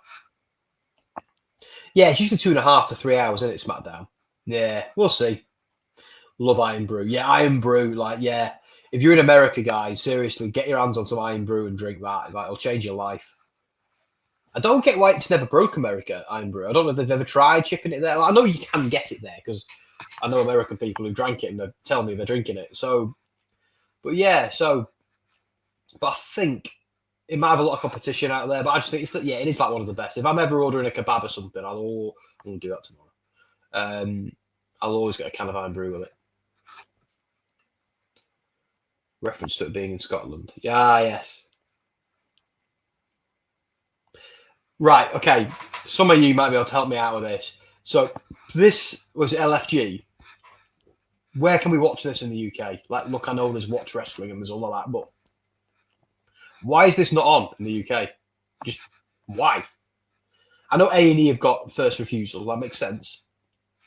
But I mean, should it not be on YouTube or Netflix with all the other WWE content? I don't get why we're not getting it. Do you know what I mean? And I think as well, with Evolve happening, does it not just make all the sense in the world to put that on with it? I don't know. I don't understand. Someone help me. I think Big Show's reaction to Iron Brew is why they don't have it. Oh, does Big Show not like it? I do remember there was a tweet where McIntyre was like, had a can of it lying around, and what's he called from what's he called? He's MXM collection. There used to be Maximum Male Models. Dion Madden tweeted, what on earth is this? What the hell is this? So a can of Iron Brew. And I think McIntyre responds, "Nectar of the gods, you fool." So that was good. Oh, these 3-minute things are the worst. I don't know anyone who's in the UK, if you've tried watching SmackDown or NXT on an iPad and these 3-minute things kick in, you can't fast forward them. It forces you to sit through them. Like, you can skip it on the computer or on TV, but the minute you watch it on an iPad, it makes you go through this whole 3 minutes. And I tell you what, it's the longest 3 minutes of your life. That din din din music endlessly. Oh, I can't watch SmackDown on my iPad anymore. And with the Bloodline, is Bronson Reed still considered member of the Bloodline? Solo's Bloodline? Or was that like a one and done thing? Someone help me out. So my Twitter's buzzing like crazy. Let's see what's going on. I think it's you know, Mark. Oh. Yeah. Oh, is it Phoenix? Cool.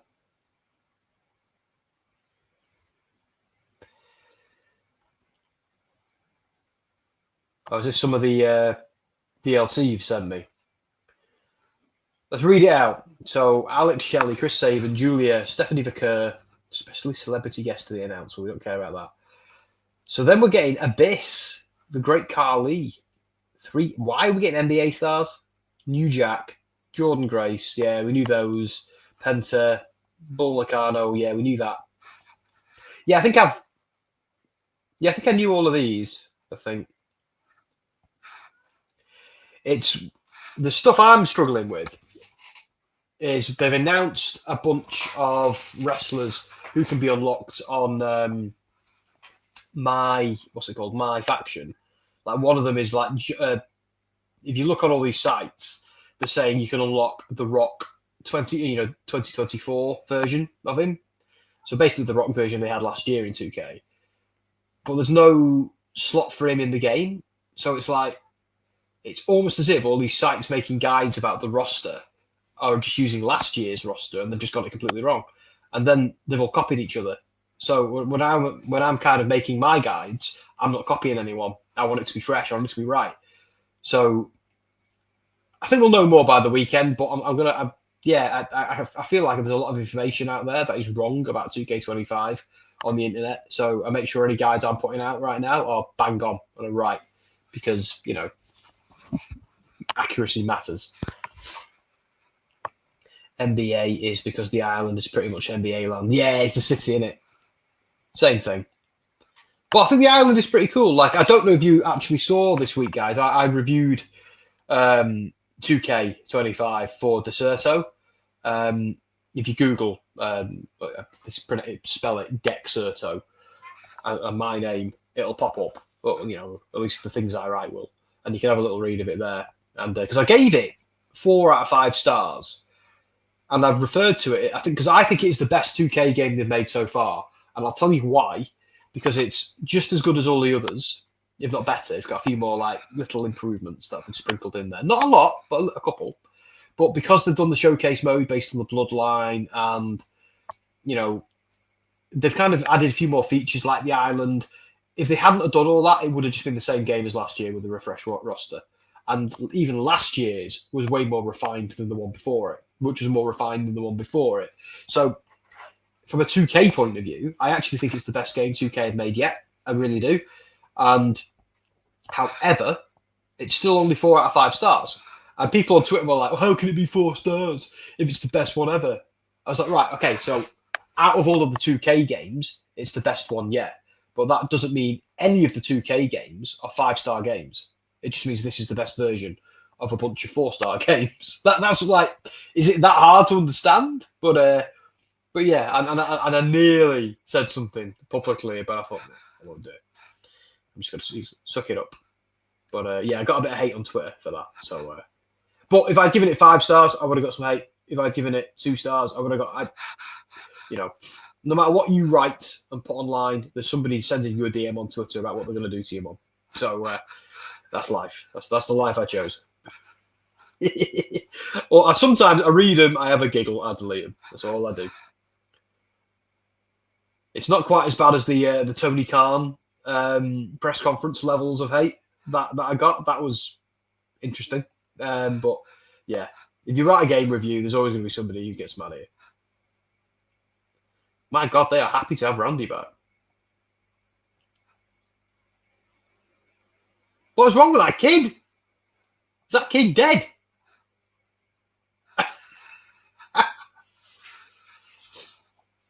I feel like we've covered a lot of ground tonight. I think I've got a lot of the stuff that, off my chest that I like to get off my chest. Fair enough.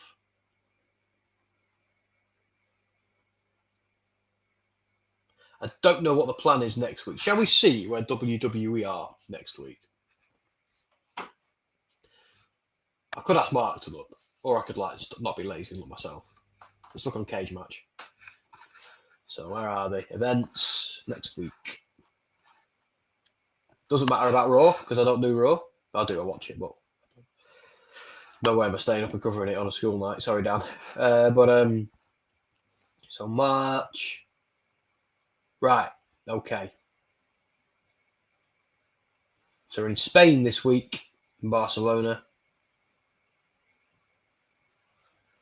And next week, they're in Italy, in Bologna. Okay. And then they're in London the week after. So they're actually in Europe for the next 2 weeks. Interesting. So I could, in theory, do this again. But it depends on what I've got going on, I'm afraid, like I said before. Like, it might be fun just to make this a one-off and maybe do it again next time they do a tour. Maybe do it that way. Keep you wanting more. Scarcity creates value.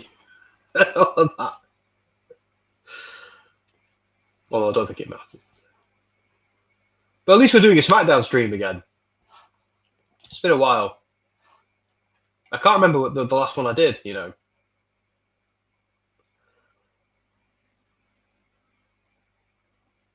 And my God, have we covered a lot of ground this evening.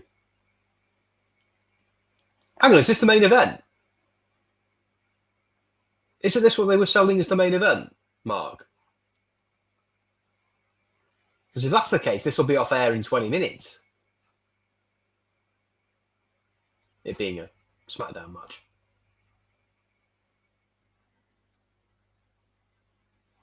This is the main event? Oh, wow, okay. So it looks like it's going to be a 2.25 hour show then tonight.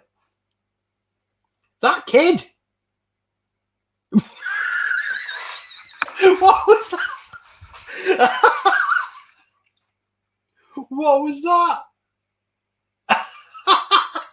That kid is not happy. My dad brought me to this stupid wrestling show. Hate wrestling. Sat in the front row. BS. Anyway. But they could have added something back and said, yeah. I'm surprised, they've not done something with like Roman Reigns, Punk, and Rollins. Like, I know that's like a Raw thing, but who cares? Cody comes out on every show, so does the brand split really matter anymore? I suppose it does, because you've still got one on Peacock and you've got one on Fox, I suppose. So I forget sometimes, because we've got it all on Netflix. It feels like everything is just Netflix, so I suppose not. Yeah, something's cut it short. Well, it's a bit... I don't know, because what's going on in the crowd there? I feel like Raw and SmackDown at the moment, they could be 2 hours, they could be 3 hours. They give themselves 3 hours, but sometimes it's 2. Sometimes, you know what I mean? It's always in the middle of those 2 times. So I don't mind that. Sometimes it needs to be 3 hours, sometimes it needs to be 2. So, Carmelo, you're about to get murdered. Do we then? Oh, God, Mark's looked. So it's the 22nd of June was the last SmackDown stream, I think. God. Really? I thought I was doing it well after that. That's crazy. Oh, well. Yeah, I still feel bad about it. I still feel guilty about it, and I shouldn't, because my reasons were good, but I do harbour a little bit of guilt about it, which is weird. I don't know. I kind of wish it was just like on at like 10 o'clock every night or something. Then I could do it and just like stay up a little bit. It'd be cool. Yeah, that's my reaction. I thought it was like September. Yeah, I did too. I don't know. It's odd. What are you gonna do? I do think that's right though, because it kind of coincided with some other stuff. So yeah. Do we though? Well, what I'll do my best then. Look, I'm thinking I might do some more like reactions to stuff and just have like little chats like this in an evening, maybe. If I've got something on my mind about wrestling, I might just do it that way. Maybe something like, because obviously WrestleSphere is often my first port of call. But if it's something I need to like chew over, this might be a good way of doing it. So if that's something anyone's interested in, let me know. It's just one idiot spouting his opinions about wrestling. So if that's what you like, cool, that's what we'll do. But if you think, if people think it's worth it, I'll do it. But because I know it's good when Dom does it, because how passionate Dom is about like the Wyatt Six and stuff like that. But I'm like, I've got some views on the Wyatt Six, and it's kind of like frustrating me a bit that they're not on TV. Like, I know Bo's been injured, and it's what it is. But I'm just going to come out and say it. I think they botched. Oh well, that's very kind of you. But you know what I mean. That's my point. My point was always like with YouTube. It was like, why would you listen to one guy just sit in an office like this, a dimly lit office? I could make it brighter, but that lights beams come down. But like what? Who cares? Do you know what I mean? That was always my view with people on YouTube. Some random guy in a house. But I am actually a wrestling journalist. It is something I actually do. So I think it's okay to I'm not a sports pundit. I'm mostly dealing video games, but I have worked for newspapers and magazines, and I am legit. But so I suppose it's okay to kind of like. But even if you're not, it's still okay to do this. Like Dan and Ant are from very different like backgrounds to me in terms of like our jobs. And let's be honest, they're probably the two most beloved hosts on Gimme A Hull Yeah. Dan puts in the work, Ant puts in the work. We were joking about this actually on the group chat the other day, because Andy was going, you know what, Dan, you're the workhorse, mate. You are an absolute workhorse. And Anthony was like, excuse me, hang on a minute. Speaking of that, though, go and check out Ant's gaming channel. It's not. There's nothing else like it, and not just because it's him, but he's kind of doing these simulated games, and it's really niche, but no one else is doing it like that. So, and he's doing really well. He's got over 1,000 subscribers so far.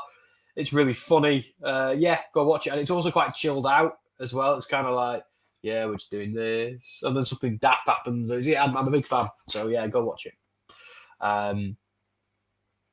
I'd love to write an article about it one day if I can.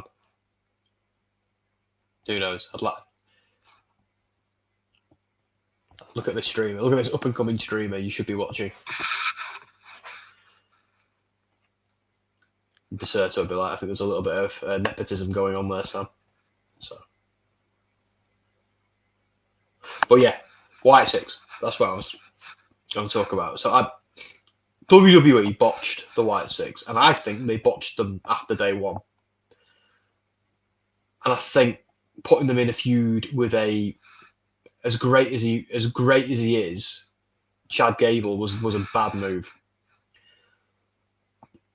Here's what I would have done. So the first mistake they made is have it be business as usual on SmackDown. Like, yeah, there's a couple of security guards stood there, and they're, oh yeah, this happened on SmackDown, but on Raw. But SmackDown should have had a cold open where they said, look, a bunch of our crew were attacked by a group calling themselves the White Six. Now, we believe they're all active wrestlers on this roster who have banded together, but they took it a step way too far when they went after our crew backstage. They didn't just go after wrestlers. Like Triple H only just got out of there. So we've reached out to them. We haven't heard anything back. We can't just fire them because we don't know what they're going to do. So, like, you know, they've got to find a way of getting around that, don't they? But, like, to be honest, they could, the amount of times they could have fired a wrestler for what they do in the ring or elsewhere. So, suspend your disbelief with that. And then, like, you could have had a moment where Nikki Cross just appeared in the dark and delivered one of her videotapes on SmackDown. Not Raw, on SmackDown. Because here's the thing. So they're going to go backstage and they're going to attack all these people who just work for WWE for no reason. But, you know, so they're going to go that far in breaking the rules. They're that badass. They, you know, that's what they're going to do. But they respect the brand split. Oh no, we couldn't possibly go to SmackDown. Oh no, some things are sacred. Oh my stars. Like, we'll go to Raw and kill everyone, but we couldn't possibly go to SmackDown. Oh, we're only contracted to Raw. We couldn't possibly go to a brand we weren't drafted to. Do you know what I mean? It's stupid. So, like, they're taking down the corporation, man, but they're going to play by some rules. So that was the problem straight away. And everyone was like, oh, yeah, it should be a Raw thing. What? What kind of badass, creepy cult who's taking out people backstage gives a crap about the brand they're on? They're just going to turn up on a Monday night, are they? Like, just so stupid. And, like, yeah, they did everything right up to a point. And I love the Nikki Cross stuff, dropping off the videotapes, and the creepy videos where Bo was kind of, as Uncle Howdy, was interviewing the different guys. That was great. But the problem is, Chad Gable has been running around going, oh, thank you, to people for a year or so. That's not a serious threat. So why were they going after him? What was the end game of that? It was just poor. And then, like, there was this idea that they were going after people who betrayed their family, and that's why they targeted Chad. Okay, cool. But that feud went on and on and on. And why weren't they going after Solo Sikoa, Finn Balor, people who've done real betrayals to people they considered family, you know, like Vin Diesel quotation marks. So it's like it just didn't make sense, and no wonder it fell off a flipping cliff. So I'm really mad about the White Six stuff because I hate being right, but I called it. I wanted it. Like, that was the greatest debut of a faction ever that they did that night on Raw. And as far as I was concerned, they botched it on Friday by not doing more to address it. They just kept us waiting until the next week on Raw. Just the most ridiculous decision ever. They should have had the threat of that hanging over SmackDown like an axe all night. That would have been great TV. I know they kind of did do that on Raw, but it was too late by then. Like, they should have had it happening on NXT. They should have had people on NXT terrified out of their wits. They should have done skits all week with WWE employees in Stamford or wherever they are worried about it. They could have done that so much better, and I don't understand. Like, so many, I said this at the time, and so many people disagreed with me, and now it might be gone. I don't think it is. I do think they're not done with it. I don't think they're just gonna. But let's think. It's way too late for them to do anything with Mania, isn't it? Like, Bo might still be injured, so that's fair enough. But that should have been a massive Mania match, shouldn't it? White Six or Uncle Howdy versus somebody. And we're a couple of weeks away from Mania and nothing. And is it going to survive until next Mania? Not like this, no. So with the White Six, which I'm a big supporter of, they need to rehabilitate them now. Either turn them heel and make them monsters, or make them dark Avengers who are going after people who matter. And I'm not saying Chad Gable doesn't matter. I love Chad Gable, but he was the wrong person. They should have gone after him, taken him down, moved on to someone else. Could you imagine, even if they had a feud with the Solo Sikoa's bloodline, because he betrayed his family for what he did to Jimmy, Could you, if they targeted him, even if they had lost that feud to make the bloodline look strong, that would have been fine. It doesn't bury them because they're creepy weirdos who can come out and take a loss at times.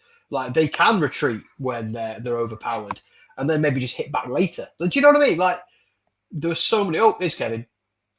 Another one they could go after. Like they should do the White Six as either a group of Dark Avengers who go after evildoers like Batman, or more like the Punisher in their case, or Daredevil, or make them be creepy heels like the original White Family. Make a decision, WWE. But yeah, that's what they need to do. And they can redeem the White Six stuff and they can pull it back if they do that. That's just me. It's just one man's opinion. But I'm not being funny. It's either that or they're just not on TV. So, you know, and I don't think, like, if people are still disagreeing with me about the SmackDown thing, like you know, but I just think it's been borne out. I don't think there's any more argument. Like, they had the opportunity to make them a credible threat and didn't take it. So, no wonder people didn't care, really. Because there's so much creativity going into that. Not just Bray's, but Bones and Triple H's and everybody else. Yeah, I really, really want to see it succeed, the White Six. And I want Alexa Bliss to be part of it, because obviously. And before your main event ends, I just want to say, hey, yo, you want a war? Oh, Scott Hall was 3 years ago. Oh, I love Scott Hall. I didn't think he was a particularly brilliant wrestler, but superb character. Even Kevin Nash once said that about him and Scott. They were like, look, they're way better wrestlers than we ever were, from an athletic point of view. But obviously Kevin Nash and Scott Hall are still legends. And the NWO was one of the finest factions in all of wrestling. Oh, so right. So that wasn't the main event. We've got, or is he going to cut a promo? Gunther promo. I see. Okay. I swear Bo's back on the road. Right, okay. Well, that's something. I hope they can do something. It might be a little bit shoehorned at this point, but I do hope they do something to get them on the Mania card. I really do. And I mean, they're in New Orleans next year with Bo Dallas as Uncle Howdy, the creepy guy from the backwoods. The swamp. Can we not do something with that, please? We've got 12 months. Do it. Like I said, you know, I know Don put out a stream where he was kind of like, should we give up? And my answer to that is no, do not give up. You know, on the White Six stuff, it's good. It can be good.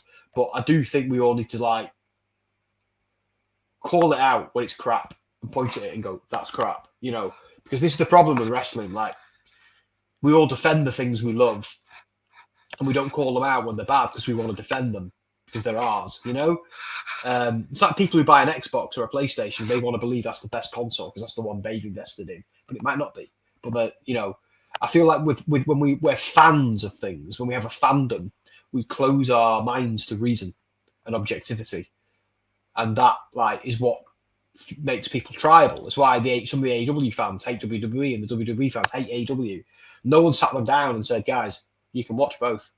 Nobody knocks on your door and beats you up. You don't, like, spontaneously combust, or no one will think any less of you. And it's like they don't know that. And if you ever point that out to some of them as well, they get really angry and they hate you more than they hate the opposite team. Like, you're even worse. Because you're a traitor and you know, like they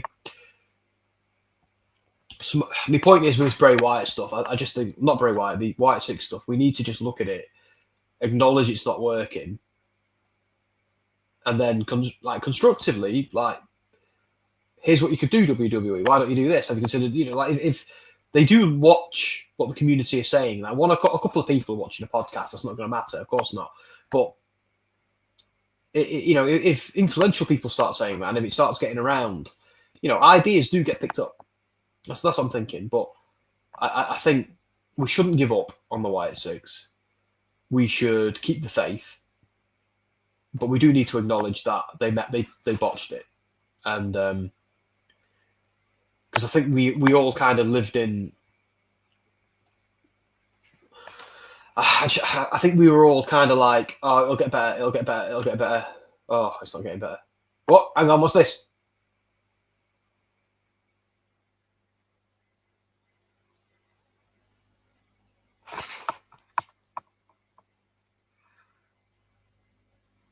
Four. What was that?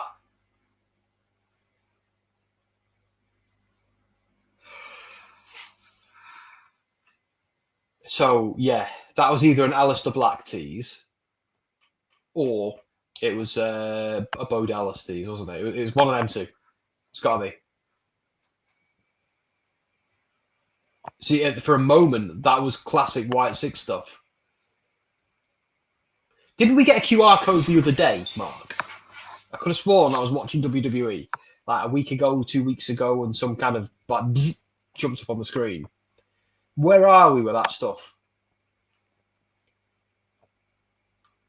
Because I'm of the view, I don't know if there's much point of forensically examining it unless it's going to go somewhere. But if they're doing it, it's something. It was same smoke as Black's entrance. Yeah, it was. Yeah, I think that was Black. Not a clue. See, you've heard me rant about a couple of things tonight, but I could really rant about how AEW botched Aleister Black. Like, I've just given WWE a lot of shit for what they've done with the White Six, but my God, could I lay into AEW for the House of Black. House of Black was great, but they didn't have Malachi Black in singles matches much. The guy's like primarily, as a star, he was a lone wolf. He was the guy who came out, kicked your head off and went back in. Like, what were they thinking? But anyway. It was like great opening, great, you know. I don't know. It'd be funny, and you think now Triple H and Tony Khan are both going to walk in here and go, all right, loudmouth, you do it. But hey, my fantasy booking has been on point recently, so just saying. And I see you, Triple H, with my old man Cena booking. We all know John Cena sat there watching this podcast, writing notes. Obviously, he's not. Obviously.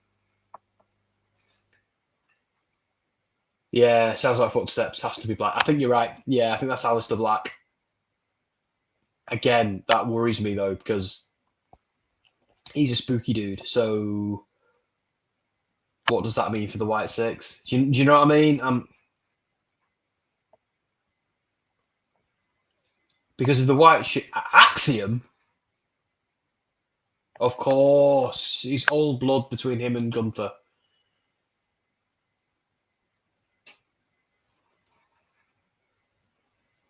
Oh, I sincerely hope not. That would be a terrible idea. That would just be out of the frying pan into the fryer. That's where AEW went wrong. I'm not being funny. I don't think it's likely because I think he's going to be the first person to say no to that. Like, factions, like, putting Black in a faction is just the wrong way to use his character. What they need to do, I think, is do that Dark Father story they were doing. That was going somewhere. That was fascinating. But, and you know what else I loved? Pick a fight with me. That was amazing. That was great. That just that simple. Won't someone pick a fight with me? And then everybody was stupid enough to do it. Got their head kicked off. Great. Love that. Yeah, Aleister Black needs to be a loner who doesn't play well with others. That's what he needs to be. Like, think back to when he was interested most. It was in NXT. It was when he was feuding with Adam Cole. That was the best version of Aleister Black. And we started getting that version in AEW, and then they made a faction and endless tag team matches with really good guys, with great wrestlers like him and Buddy Murphy or Buddy Matthews. Both amazing guys, but I want to see Aleister Black in hard-hitting singles matches. I wanted him to do the second coming of The Undertaker, you know? That's kind of what I wanted there. But yeah, I want them to fix the White Six, please, WWE. Get them back. And they don't have to rush it. Just do it right. Just do it right. It's a good story. It's the thing that they can't seem to do with Shinsuke. And I mean, the amount of stories you could do with the White Six is ridiculous. See, this is kind of like, this is what I mean by a squash. We know Gunther's going to kill poor old Axiom. But Axiom's like not going to get buried by it. You know? This is what I mean when I was like burying AW squash matches earlier. There's a better way. Of course, A-Kid versus Gunther has a bit of history. I think it's in NXT UK, or it could be Progress. Although they're kind of very similar to each other, aren't they? Gunther said, Hala Madrid. Is that a football thing, Mark? Yeah, I don't do football. I wouldn't know. Football is my sworn enemy. And I will one day destroy it.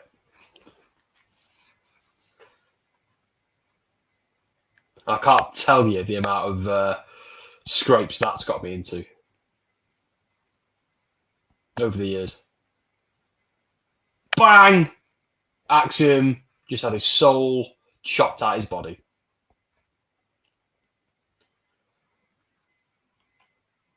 I wonder my wife's watched any of the stream. Something to say to her. You gonna watch the stream? No.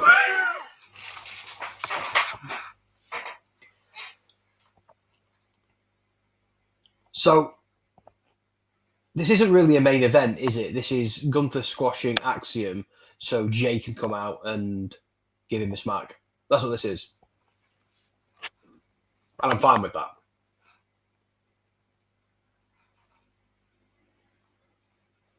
I feel like I've gone off on a lot of tangents tonight, but that's kind of my gimmick, isn't it?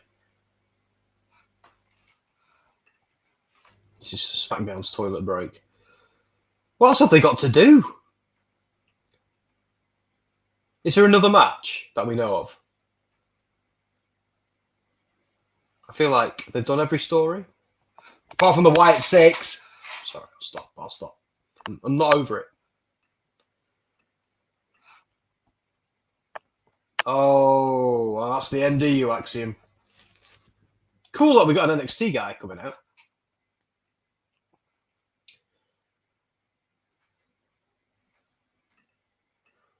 I thought you were the man with the scoops.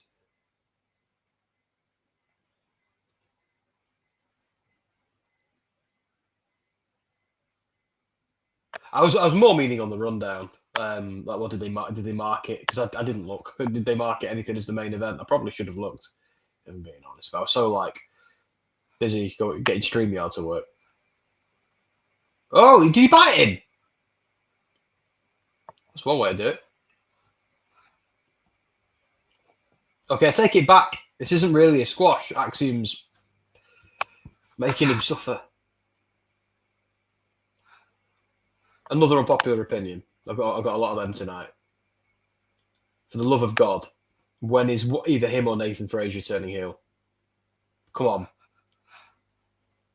I think they want it to be like Gargano and Ciampa. It's a very good point. That's why they've used A-Kid. It's Barcelona. He's Spanish, of course. They're giving him a good showing. They're giving him, like, if you're going to get executed by anyone, make it be the heavyweight champion. Yeah. I thought it was a bit random. I do think it's a wasted opportunity, though, not having Nathan Frazier ringside. And did anybody watch their match on with the Hardy Boys on NXT Roadblock last week? Or was it this week? Yeah, I think it was this week. That was amazing. That was the best match the Hardy Boys have had in years, I think. And that's not a criticism of the Hardy Boys. I just think that was the best match they've had in ages. They've had some decent ones, but that was something else. Obafemi versus Moose was just... I thought that Julia Stephanie Vicaire one ended a bit... I don't know, a bit abruptly.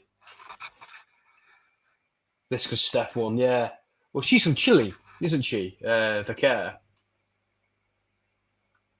I believe. Yeah, well, it was. Do you know what I think it was? I think it was like no one expected that. It was like they gave Stephanie Vicaire this massive coronation, and as good as she is, no one really asked for that. We were still kind of very much enjoying Julia, but that's the point, isn't it? I suppose.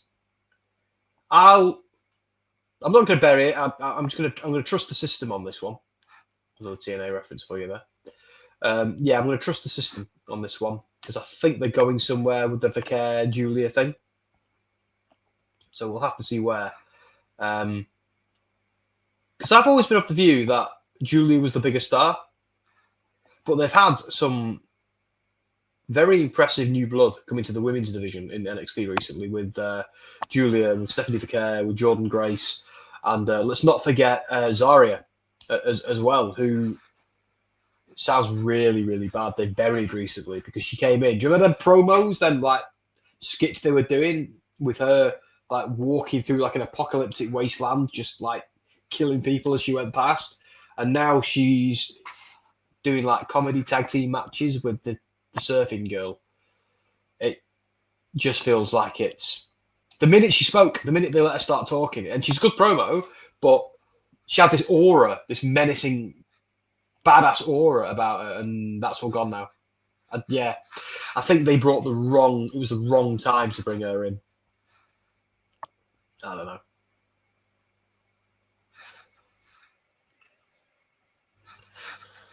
Yeah.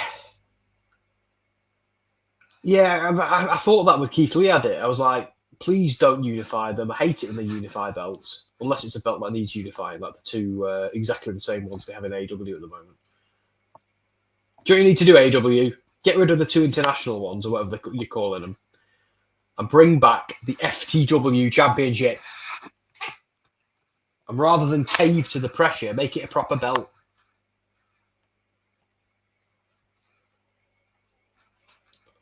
I sometimes wonder, you know. Anyway, I won't say it. But if you know, you know.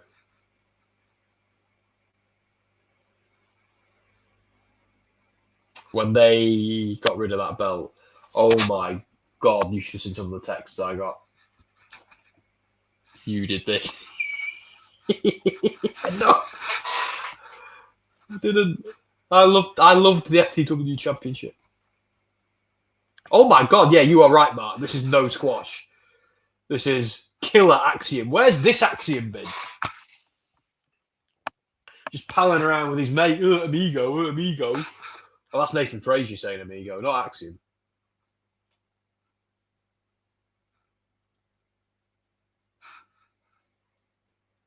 I heard the plan is to have Kenny and Okada unify the belts.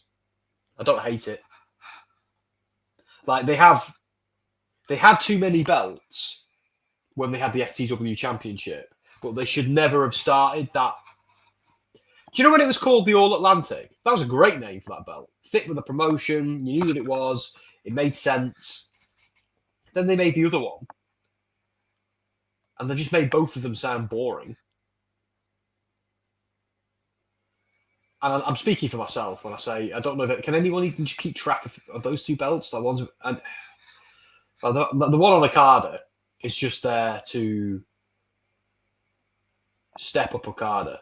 You know, they've just done that to put a belt on him. That title means nothing.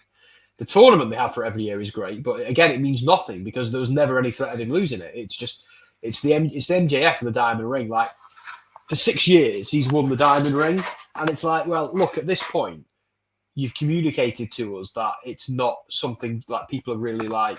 And look, I know wrestling's not real, but and they're not really competing anyway. But you've made it clear that it's just a prop for MJF, so nobody cares about the Diamond Ring. No one. We all forgot about it. No one cares. And that belt Okada has, same deal now. It's not a real belt. The TNT one, real belt. AW World Championship, real belt. The one Kenny now holds, real belt. The other one, yeah, I agree. Do Kenny versus Okada. Make it another 6-star classic. Unify those belts. Stick it on Kenny Omega for a bit. The company desperately needs Kenny Omega right now. Oh, here we go. Me and Andy were talking about this on Twitter, but I tell you now, a cage match where you have the ability to walk out of the door anytime is not a real cage match. And if you can escape the cage and win, it's not a real cage match. If you somehow get out the cage, you should lose because you've chickened out of the match. You've run away, which makes sense for the heel to, who want to escape the cage to win quickly. Totally makes sense. But it shouldn't be an option. The whole point of a cage match should be the heel has to face the babyface and has to use some other kind of wily maneuver to get away with them. So, yeah, it's like, everybody else does a cage match. I'm like, yeah, let's go. As soon as WWE does one, I'm like, oh no, because I cringe. I visibly cringe when I see the referees go or open the door for them. What's the point of even having the cage? It doesn't make any sense. Why? Like, would you make a stipulation where if you leave the ring, you instantly win? It's the same thing. Like, yeah, it's just like, because even if you had to just climb the cage, it'd be a little bit better. Like, I'd forgive the whole escape the cage to win thing. I would forgive that. It'd be like, oh, okay. But that open door thing, like, it's painful. And I feel like that match just shone a light on how stupid that gimmick is. And here's the thing, like, if you go back to like old school WWE, they didn't have that. Vince brought that in at one point because the rules for cage matches got increasingly more convoluted under Vince over the years. And we all now think that's what cage matches are because WWE has been telling us that's what cage matches are for so long. But they're not. They never have been. Nobody else does them like that. Nobody else ever did them like that. WWE decided to do it like that one day. There was a reason. I can't remember what it was, but there was a reason Vince had for doing that. I knew it years ago. I'll get it. But it's like, now when they do that, it's just the stupidest thing ever. Mark saying, I know I've already done it, but I fucking hate it. I know it's the worst. Like, I'm at the point where, look, if you can't get rid of that stipulation, right, if that's that feature of a cage match, if that's too ingrained into WWE fans now, just do Hell in a Cell. Just do Hell in a Cell, which is like, and they had to invent Hell in a Cell to do a proper cage match because they had botched cage matches. That's why Hell in a Cell exists, so they could actually do the cage match gimmick. But even then, people get out. I don't know. But the match shouldn't end when you get out. Or at least you shouldn't win. You win by being a coward. Works for the heels, but I suppose it doesn't work for the baby faces. And I like the idea, though, that you could be fighting on top of the cage. And if you smack your opponent off the cage, they fall off and lose. I like that. That they could do. But you fall off and win. Shut up. No. Stupid. It's a stupid thing. Like, that doesn't mean, by the way, there haven't been good cage matches. Like the cage match we had the other day, apart from that, was great. Rollins and Punk put on an absolute performance. Just when they did that cage door thing, I had to fast forward. I can't watch it and not feel physical pain from the cringe.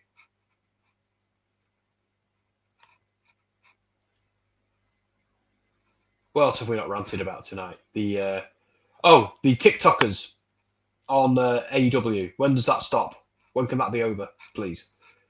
I've never watched a segment with them on it, so maybe I'm misjudging them, but my God. Well, the big Boom Justice AJs or whatever they're called. Wasn't it because they had more than 2 people in the ring for the cage door? Mate, I don't know. I forget. There was a reason because it was controversial when they brought it in. But as WWE fans, we've been watching it so long, we now think that's what a cage match is. And it isn't. Like, those of us who watched cage matches before WWE did that, it was bollocks when they brought it in. It's bollocks now. Like, and with Triple H being in charge of things, I was kind of like, come on now. That's like, because that is a Vinceism. Vince has done that. He's booked himself. He's made a silly decision because he's booked himself into a corner like he always did.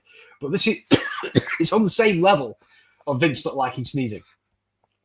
You know, that's how stupid it is. And we all know it. And the door's open there. Why? Like, just... And I know they did it with the finish. But, I mean, I'm not being funny. Remember when Kane ripped the cage door off to get to The Undertaker? Just, like, I know they can't do that again, but what if one of them had smashed the other through it and hung onto the rope while the other fell out, so he lost? Or Roman Reigns maybe got bolt cutters and cut his way in to get to Rollins. That, you know, that would have been great. But no. Look, it was a fine match. It was a great match. I enjoyed the hell out of it. But it's just that I can't get past that every time, and it just makes me cringe. Anyway, I've gone off enough on that. What pissed me off this week is the Queen of the Ring segment. Oh yeah, see, I haven't seen that yet because I don't dare watch it. Was that on AEW? Was that on the pay-per-view? But to be fair, they exposed the business in every WWE press conference afterwards. Even the other day, Triple H was talking about heels and faces and stuff like that. Oh, we're getting Paul Heyman. I had to explain to somebody who Paul Heyman was this week. It was a sad day. I had to explain that all WWE fans know who Paul Heyman is. Yeah. If I'm honest, I'm not that bothered. I don't know what she said. I need to go and watch it for myself. I think I was fast forwarding at that point. I thought, they're just talking to someone in the crowd. Who cares? When's the next match, please? I was like that, but I think people are going hard on her, where people expose the business all the time now. John Cena's even done it in press conferences, so I don't know if it's the crying it used to be.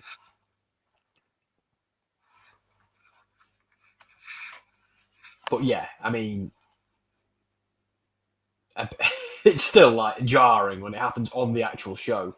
Like the press conference afterwards, it's like when I interview wrestlers, right? We dip in and out of kayfabe because it's fun, because it's good content. So I might ask them a question. Eddie Edwards, prime example. I spoke to Eddie Edwards, and for most of the interview, he's healing it up, proper healing it up, and he's telling me like, TNA doesn't understand, man. So we had to like fight against the system. That's why we made the system, and we're taking down TNA. And then fast forward 20 minutes, and I'm asking him about TNA is a place to work, and he proper gives me a really nice, genuine answer where he really puts over the company as a place to work and how much it's done for him and how much he loves working there. Great answer. But then he had to quickly go, but we're still going to take him down. or whatever it was. And it was just really funny. And but so my point is, like, it's okay to break kayfabe because we all know, we all buy in anyway. I don't care if Triple H comes out and says, this shit is also fake, and then walks back in. It wouldn't change a damn thing. Do you know what I mean? So Vince once did it. It changed everything. But let's be honest. Here's something I disagree with Jim Cornette about. Because Jim Cornette was like, oh, that was the day wrestling died. No, Jim. The only people at that point who still thought everything they were seeing were real were really, really dumb people and little children. They were the only people. Even back then, we all knew it wasn't real, but we don't care because we like it. And in fact, wrestling being predetermined and technically a performance is its strength, not its weakness. That's what I always tell people when they when they congratulate themselves in 2025 that wrestling isn't real. Oh, you watch wrestling? No, that's all fake. Never. Oh my God, blow me down. You're telling me, right? No. You're telling me The Undertaker can't really teleport and shoot lightning from his fingertips. You expect me to believe that? You expect me to believe that the mayor of Knoxville is not the devil's favourite demon? So, do you know what I mean? It's like, No wrestling, even back then, we all knew it wasn't real. When me and my friends were in the playground talking about wrestling, we all knew deep down it wasn't real, but we didn't acknowledge it because it would ruin the fun of us talking about it and make us be like I know adults, we don't do that. We were kids back then. But when Triple H got crushed by that forklift truck and we saw the ring and the blood, we talked about that the next day in school.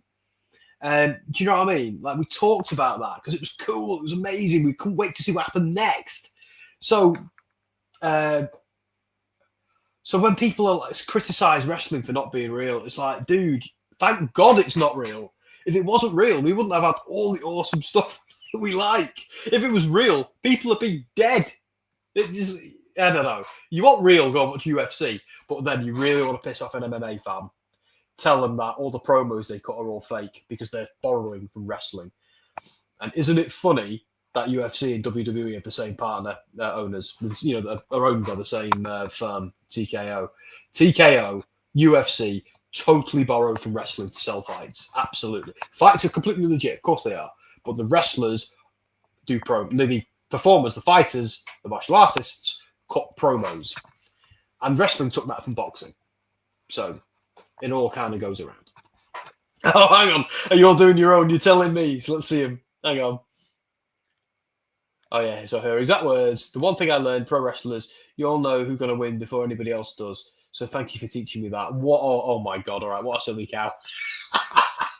But we all know that. So, like, she's not one of us, is she? So she can be forgiven. Like, even now, Jess asks me the occasional question, like, how did they know this? How did they know that? And, you know, she knows there's an answer. And at least she's interested to ask me that, you know. Would be better if they had hung the key on the door at the top of the cage and a wrestler could win by, I suppose, yeah, if they must do that, yeah. But, like, if you've got a guy casually and politely opening the cage door for you, it's not a cage. Where's the threat? Where's the confinement? It's not there. There's a door. It's open. I can't even begin. So you're telling me Kane's bald? Ha! Yeah. Oh, yeah, do you remember that? Those are psychological scars. They're not real burns, but they feel like burns. Are you telling me Orton didn't really set a man dressed as the Fiend on fire? No, Mark, you're going too far, mate. You're going too far. We all know that was completely real. And we all know Bray Wyatt magically recorporealized afterwards with a weird cube. Oh, Bray. Man. Every time I think of Bray, I get upset. Oh, by the way, found the Bray. That could have gone wrong, couldn't it? Hang on. Bray Wyatt t-shirt on today. So, yeah. What else have we got? I heard they're going to do an MMA WWE mix. No! Look, obviously, of course they're going to, but why?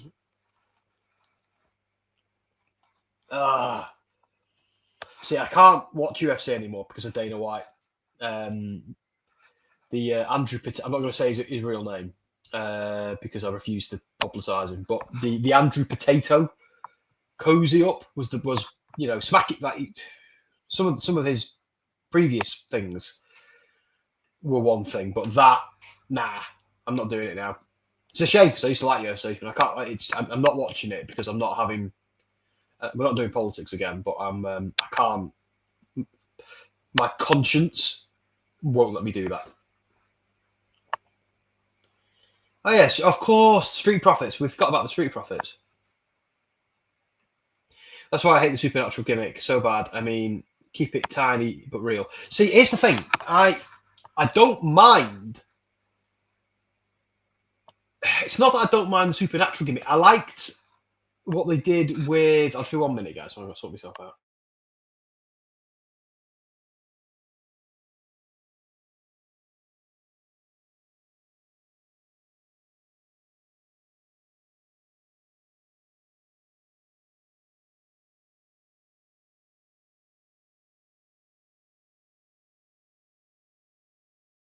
Okay. Always have a box of tissues nearby. But yeah, so yeah, I don't mind it. Like, so the Fiend, when that started out, it wasn't supernatural at all. It was one of two things. It was either that Bray Wyatt is playing some kind of heavy psychological mind games on people to intimidate them, because he wants to win the championship. So Firefly Funhouse, oh, look at me, I'm sweet Bray Wyatt. Look how creepy this is, because it was intimidating. That's creepy. That level of creep factor can be intimidating. It could throw other wrestlers off their game. And then you're like, what's this guy building to? And then he comes out with that Fiend entrance like he did against Finn Balor at SummerSlam. That's terrifying. That scared children. That was legitimately frightening. So it was either that, it was either an intimidation tactic, or Bray was, after had got a bit cuckoo after losing everything and coming back, and Bray had snapped and had gone a bit crazy. See, that was good too. So either of those explanations for the Fiend character and the Firefly Funhouse were good, worked, and then they ruined it by making him supernatural. So I genuinely, and it's the same with Uncle Howdy. I love the idea that Uncle Howdy is. I know they had a story in mind for Uncle Howdy versus the Fiend, and the original idea was they build to WrestleMania where Bray refuses to bring back the Fiend, refuses. Eventually, Howdy pushes him so far that the babyface Bray Wyatt goes, "Do you know what? You've done it now, bruv." And by this point, we acknowledge Uncle Howdy is Bo Dallas, Bray's brother, and we have brother versus brother at WrestleMania, Uncle Howdy versus the Fiend, and at the end of the match, I think the plan was for Bray to almost shed his persona of the Fiend, for now, at least. I don't need him anymore. I've done this. And Bo's defeated, and they can move on and do other things. But so I think with Howdy, they can rehabilitate him and the White Six by making them not supernatural, but a bunch of creepy wrestlers who take advantage of certain things to get what they want. The darkness, the lights, the smoke, everything, intimidation tactics. The minute they start puking up like black tar and stuff like that, or being set on fire, yeah, they ruin it. But Vince McMahon didn't ever understand subtlety. That was the problem. Vince just couldn't get his head around that. And Bray was building something himself. And I do think Triple H has a better head on his shoulders and does understand subtlety. In fact, I know he does because of the 4-match pay-per-views that we're getting. So Triple H understands less is more. And sometimes it's too little, I'd argue. But it's never bad. I won't say that. I can't remember the last bad pay-per-view we had. So, yeah. So I'm not fully against the supernatural stuff, but I prefer it when the wrestlers are either pretending it is and doing it that way. So I suppose, Normar, I started out arguing with you, and now I agree with you. So, there you go. That's why I hate supernatural gimmicks so bad. I mean, keep it a tiny bit real. Yeah, it's possible to go too far. Oh, here's Gunther gaslighting Jimmy. Don't worry, Triple H forgot about the Street Profits too. It seems that way. Looks like it's going to be a 3-hour show, guys.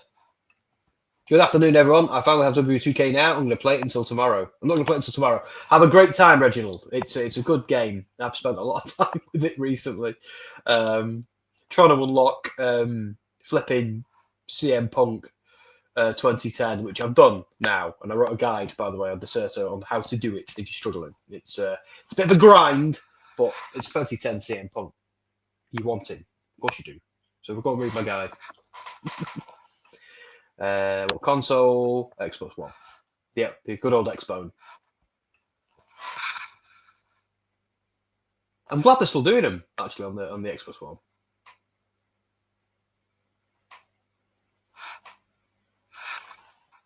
Yeah, it's one way. It is officially out now, isn't it? I lose track. I know it was out on early access. I love that. Mark wears many masks. Is that Bray Wyatt or Uncle Howdy? D-I-Y.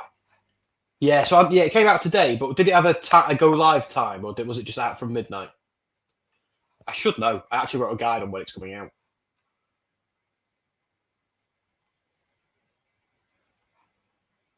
Today. There was also, guys, I wrote a guide about this today as well. I did all the locker codes. So I think one locker code ran out of time today, but you've got 2 days to get the... see, I'm not bothered about this, but the weird action figure the Rock version of the Rock. So get that code put in. It's you want to know what the code is? Go Deserto WWE 2K locker codes, and there we are. And I'll keep it updated as well. As soon as I get the email from them telling me what the next locker code is, I'll put it in that guide. So basically, what I'm saying is we'll always be one of the first to know. So I'll make sure you are. And yes, I am shamelessly plugging my work, my work, my job. But of course I am. I want you all to read it. I'm proud of it. And if you like me, Diablo 4, then you really need to read what I do. I said to my boss the other day, it's a flipping miracle Blizzard haven't had me killed by now. But I love Diablo, but my God, do I give them some grief. But it's all constructive. It's all, I don't ever say anything. I don't ever just say something's crap without a reason or whatever. There it is, guys. I don't know if they're still doing that one, Mark. I think that's the one they just canned. But there is another for The Rock. I think I could be wrong. Again, you think I'd know. But it was like 5 hours ago I wrote that guide. Oh, go on. I love this new aggressive Angelo Dawkins, because you would not want to fight that man. Just look at him. There it is. That's the code. Although I would prefer the click on the article. Mark, screw me out of clicks, Mark. Every click is precious. That was another Monty Python reference. Every click is sacred. Oh, no, mate, I'm only joking. You don't have to, but I do actually appreciate you.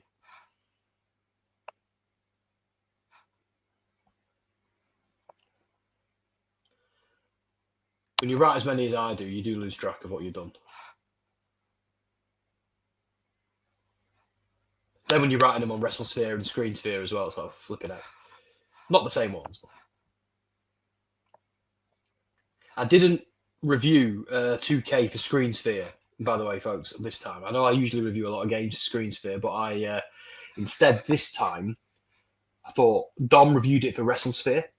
So I just kind of thought, let's just make that the Sphere review of 2K, because it doesn't need one from me and one from Dom. Because if you really want to know what I think about it, go and read it on Deserto. So yeah, there you go. That's what I thought. Hey, look at that. Look at that. How'd you click it? Oh yeah, you guys can click it. I've just got the show, don't show, duh option. Oh my God. So that's the thing about doing these streams. You still need to watch SmackDown back anyway. Don't know if we're doing another one next week. It all depends on because my wife graduated from her degree today. She found out her result. She got a very good result, and so at some point we're going to need to go out and celebrate that. We couldn't do it tonight. Oh, is that my review? Oh, thanks, Mark. Yeah. Just don't look at the Twitter comments. Jesus. I'm used to it, though. I mean, trust me, I'm used to it. Doesn't matter what you do. If it's good, it's bad, it's okay. They're still going to do this to your mum. So, it don't matter. Really funny tweet from, what's he called? Tom from What Culture the other day. He put up a bunch of different tweets from the same show, where this one guy calls him an AW shill, then someone calls him a WWE shill, and all these different people are calling him contradictory things. And it's like, so it doesn't matter what he says. Like, he's either a shill or whatever. Yeah. The comments. Oh, mate, don't look. My God. What's worse is when you write something and then you spot it in a Reddit thread and people are just like pulling it and you apart. And then someone's like, well, who is this guy? And next your Twitter page is there. And this is what his wife looks like. And it's like, oh my God. But they're all, none of them are, shall we say, I don't know, competent human beings. So you don't really need to worry. It's just people it's just how it is. I'm starting to think I should have used a pen name and had plastic surgery. It's like I've said, the Tony Khan press conference. That was the like that night. I had to just mute my phone, turn off the vibration function because it was just going. It was like just bing, ping, ping, ping, ping, ping until it got to the point where it just stopped making any noise. Do you know when you get so many notifications, it just lets them roll? It was doing that. But my God. I think there's just under 100 DMs I got within 24 hours about that. And it was really, really weird as well, because it's like, for every person who told me to kill myself, and sorry, I should have said trigger warning or something there, but I wasn't being flippant, but people did. There was then someone would say, "Oh yeah, mate, I agree with you. Yeah, it is a joke." And I'm like, "No, you've got that wrong. I don't think it is. I was trying to defend it, and I was saying how good it is, and it started out as a bit of a joke. Again, wrong word to use, but I was trying to say it started out as an unserious title, and it's become beloved. That's what I was saying. So anyone going, "Oh, I agree with you, it's a joke," well, you don't agree with me because I don't think that. Like, you haven't listened. Just like everybody else, you haven't listened either. So you're as bad as the guy sending me grief, like, because that isn't support. That's you being just as ignorant as the last guy. So that's what was annoying about it. And I had to have a word with another journo. I had to have a word with some guy who wrote an article and completely misquoted it. And he didn't put the second part of my quote in. So he got an email, a very polite but threatening email, and he had to go and make some edits. And that felt good. The only person I actually did that to. But the site he wrote for, they should have known better than to let that go out, because they are better than that. Anyway, don't know why I'm relitigating that. Yeah, that's why, because we're talking about people being dicks and sending you nasty comments. I've dropped a couple of swear words in the stream. I hope we don't get demonetized. I don't care. Eamon's promo summed up today. So yeah. He loves it. Think he's playing as himself. Does that bring a whole new meaning to playing with yourself? He's a tribal chief. He can do what he wants. He's deserved it. Actually, no. He's in the doghouse. He's been a big dog for being mean to CM Punk because he got jealous. Oh, Dawkins is awesome.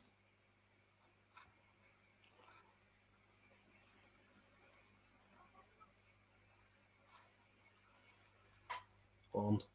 Yeah. Oh, cheers, Mark. I'm glad you're here paying attention. Still monetized. YouTube haven't blown a gasket yet. Well, I haven't dropped anything particularly bad, have I? I think some of the words I've used tonight have been downgraded, haven't they, in recent years? I haven't been dropping F's and C's. As mad as I've been about some of the things we've discussed tonight. And amazingly, a lot of the stuff we've discussed tonight, like Evolve, the Wyatt Six, these are all things I wanted to and probably should have done a little stream about, but I feel like I've got it all off my chest now. But I do. What do you? Those of you here, what do you think about Evolve? Like, have you watched it? Are you yet to watch it? You're not that asked about it because I'm loving it. It's only been 2 episodes in, and I'm obsessed. But I was an Evolve fanboy beforehand. The C ain't that bad. It's the one I won't say in front of my mum, Jake. Put it that way. She hears me F and Jeff a lot, but I don't think I'd use that one in front of my mum. It's the one my wife tells me off for saying as well, if I ever do, which is rare. I haven't watched the new Evolve, but love the original. Honestly, yeah, it's on YouTube, mate. It's all on YouTube. Just 2 episodes, only 45 minutes each. If there's any fluff in there, like, we're advertising this bottle of Prime, you just fast forward, But easy watching. And some of like these, some of like that, is it Keanu something? I've forgotten his surname. His surname is an NXT name. Luckily, they haven't called him Boiled Cabbage or something. But but yeah, great. Like really, really good matches. Oh, come on! Like No, it certainly it wasn't. Mr. Chase hasn't been there. No. Thank God. Keep Chase University away from Evolve. For the love of God. I'm fine with them bringing Chase U back in NXT because even I accept it's got legs. But half the wrestlers who are in it aren't there anymore. So some of them are now in Evolve and some of them are gone. So I was never a fan of Chase U, but oh, is he there? Because I haven't seen him on the roster yet. He might be. Well, he was Harlem Bravado because he's an old Evolve wrestler, but before he was Mr. Chase, he was Harlem Bravado. So the story could be he's going back to being Harlem Bravado, who was great, by the way. I wouldn't say it's better than AEW. Like when AEW's on form, right? When AEW is at its best, and like Dynamite was good. Well, AEW Dynamite is still very good. I often find I come away from Dynamite feeling quite exhilarated most weeks, but I came away from like the last Collision annoyed, mainly because of that opening match with the three nobodies against three absolute killers. And it's like if you were the booker. If this was a real wrestling, like fighting promotion, you wouldn't book that. Why would you? Anyway, I'm not going to relitigate that rant. Jake summed it up there. I still watch everything, Jake. But that's right, what you said right there. That's it, innit? Too many squash matches. People are giving up on Collision just like they gave up or giving up on Collision like they gave up on Rampage. Like they still might watch Dynamite, but why don't they just have it like it's Raw and SmackDown? They're both important. I don't get why Tony Khan always needs a black sheep promotion. Always needs one that he's just almost deliberately not caring about. First, it was Dark. Do you know what they should do, right? Sure, I'd love for Ring of Honor to have its own booker. Be a separate promotion from AEW. Now, it's the sister promotion, the same owners. So it's okay for... Oh, no, he's killed Ciampa. And I mean, those two boys have a history of betrayal. But like, so a completely separate booker and make it a different flavour. Because like Ring of Honor just feels like another AEW show, like ECW did when it came back as a Vince show. But just make it... Oh, no. Right, Street Profits have won, guys. Yeah, so make new promotion, make it a different thing completely, like different from AEW. Crossovers still happen, but when they do, it's sparing. So we're excited when Ring of Honor and AEW crossover because we don't see it that often. That's what they need to do. Like they're doing a TNA and NXT right now. It's a big deal because it's so new and novel. Bring back Rampage, make it good, but I think that's too little too late. But bring back Dark. And if you really, really have to stick crap matches on somewhere, stick them there. Leave Ring of Honor alone and leave Collision alone. I don't get why that needs pointing out to the actual owner. You know, you think, does he think that's good? I don't know. I love AEW, and I'm only saying this because I care. And I want it to be better. Because right now, I'm not being funny. Oh, yes. I think it's Riley Osborne. Riley Osborne is definitely there, Mark, because he was on last night. But they acknowledged the Chase U thing while he was there. They were like, oh, Riley's a former member of Chase U. Now he's looking for a new path. They kind of did that stuff. But so they did something like that. It was good. Really good match. But the opening match last week and this week were both phenomenal. So, yeah. So, guys, this was very nice. It was nice to be back, even if it might be for 1 week only. It might not be. It depends. We'll see. But I just thought, I think Dan has done 1 or 2 SmackDown streams at certain points. But I just thought tonight I owed it to kind of come back and do it again because I've harbored a little bit of guilt about not doing them anymore. I don't know why. I know it's irrational, but I just have. I think it's because the guys work so hard when they do it. But again, there were other reasons why I couldn't. This went out on Wrestling Royalty as well, so I'm just gonna just in case Andy doesn't know, we did it on Wrestling Royalty. I just thought, just in case Andy joined us and we could kind of do it as a Friday night feature as well. But there you go. Yeah. So So this was fun. It was nice to be back. I'll do something else at some point, I'm sure. May do another next week. I just don't know where I'm going to be next Friday yet. I think my wife and I will have to do something for her getting a degree and us learning her results. It's not every day you get a result like that. So, yeah. So thank you for joining me, and I'll see you again soon. And thank you for listening to all my rants. It's been a while. I had a lot to get off my chest. And I think we're doing a quiz Monday night. You need to check with Dan. Probably are. I think he said we are. Again, I don't know where I am Sunday night, but we'll find out. So, bye, Jake. That was very curt. Bye. But right, let's see who's going to play us out. Oh, hello. Still early for you. Time enough to head to the pub. No, I don't really go to the pub on a Sunday night. It's more of a Friday night thing. On a Sunday night, the thing that keeps me occupied on a Sunday night is I'm usually around. Might go around my mum's for dinner, and we get absolutely smashed on champagne. Usually around there, 'cause that's what they drink there. In this house, we just do beer, really. But yeah, that's what happens there. Then we come back and we got to sleep. So so there. Oh, hello. What's this? Up. That looks like something a bit rude, doesn't it? Let's get rid of it, shall we? I forgot how to block people. Mark, do you want to block him? I don't know who he is. Just block him. Destroy it. See, I blocked someone a while ago and it let me do it. Why can't I do it now? That's weird. Anyway, whatever. It's nearly been 3 hours, so I'm going to probably go and watch TNA, like Michael said. But yes, Toodle Pimpersons.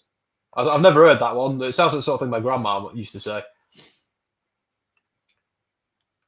You sure you don't want to click it? I'm sure, mate. For starters, nothing rude goes on this laptop, ever, or any laptop I own, to be fair. And secondly, I wouldn't know what to do with it anymore. Mate, I've been married so long, I wouldn't know what to do with anything else. But then, there we are. You really need a Twitch mod set up for auto link removal. Taylor, that is way too complicated for me, mate. That's way too... I don't know that. I could barely get a flipping Gimme A Hull Yeah PNG logo on this earlier. So you're speaking to the wrong man, you know. If that's Twitch, you can't mod on that. Oh, I don't know. We are out and we are live on Twitch right now. By the way, we are live on Facebook, Twitch, and X, Y, and Z. And only now do you give me the engagement. Only now do I get that engagement, Taylor. I was, yeah. Oh, the engagement. I could have done with it. You know, all that sweet, sweet engagement cheddar. That 50p you could have made us, Taylor. Anyway, you don't know, I work with Taylor at Deserto. He's another one of our guys. Does all the cool video stuff. I am sorry, I'm building my new studio stuff. All right. His studio is sick, by the way. Taylor's actually co-hosted with me every now and then, and that is I get studio envy from that, Taylor. It's so cool and dark and brooding. I could never have something like that in my house. Although my office is kind of a bit like that, because this is my wife's office. I do the stream in here because it's just better internet down here, because we live in the flipping sticks. So upstairs, because it's a loft conversion, it's our fourth bedroom is a loft conversion. So that's my office. And when we have kids, I'm going to lose all these cool rooms. But anyway, I enjoy them now. I haven't. Sam, you haven't seen my new one. Oh, well, stick it on Twitter and we'll share it on Gimme A Hull Yeah, just for fun. Like we shared Brad Taylor. Like, you know Brad, don't you? Our Australian editor at Deserto. We shared a picture of Brad on Gimme A Hull Yeah a few days ago. It was him at the the show in Australia, the AEW show in Australia, flipping off Okada. Okada looking right at him, and Brad's like, so we put that when he sent me that, and I said, "Oh, dude, I'm putting that on Gimme A Hull Yeah. That's brilliant." So yeah, so that's if anyone wonders what that was, it was Grand Slam. Yeah, go and have a little look. It's probably been buried by retweets by now, but it made me laugh because Okada's looking right at him. Yeah, it was funny. Gonna DM you. Right, I'm off. I'm gonna go and get some food and watch TNA.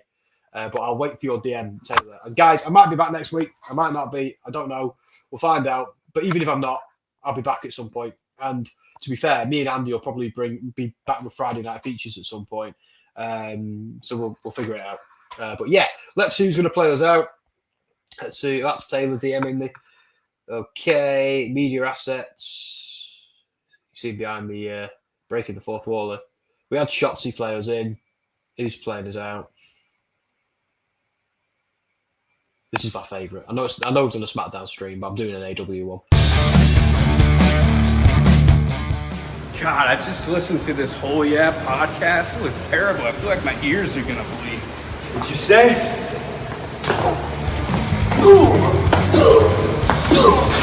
This is Darby Allen, and you're listening to Gimme A Hull Yeah podcast.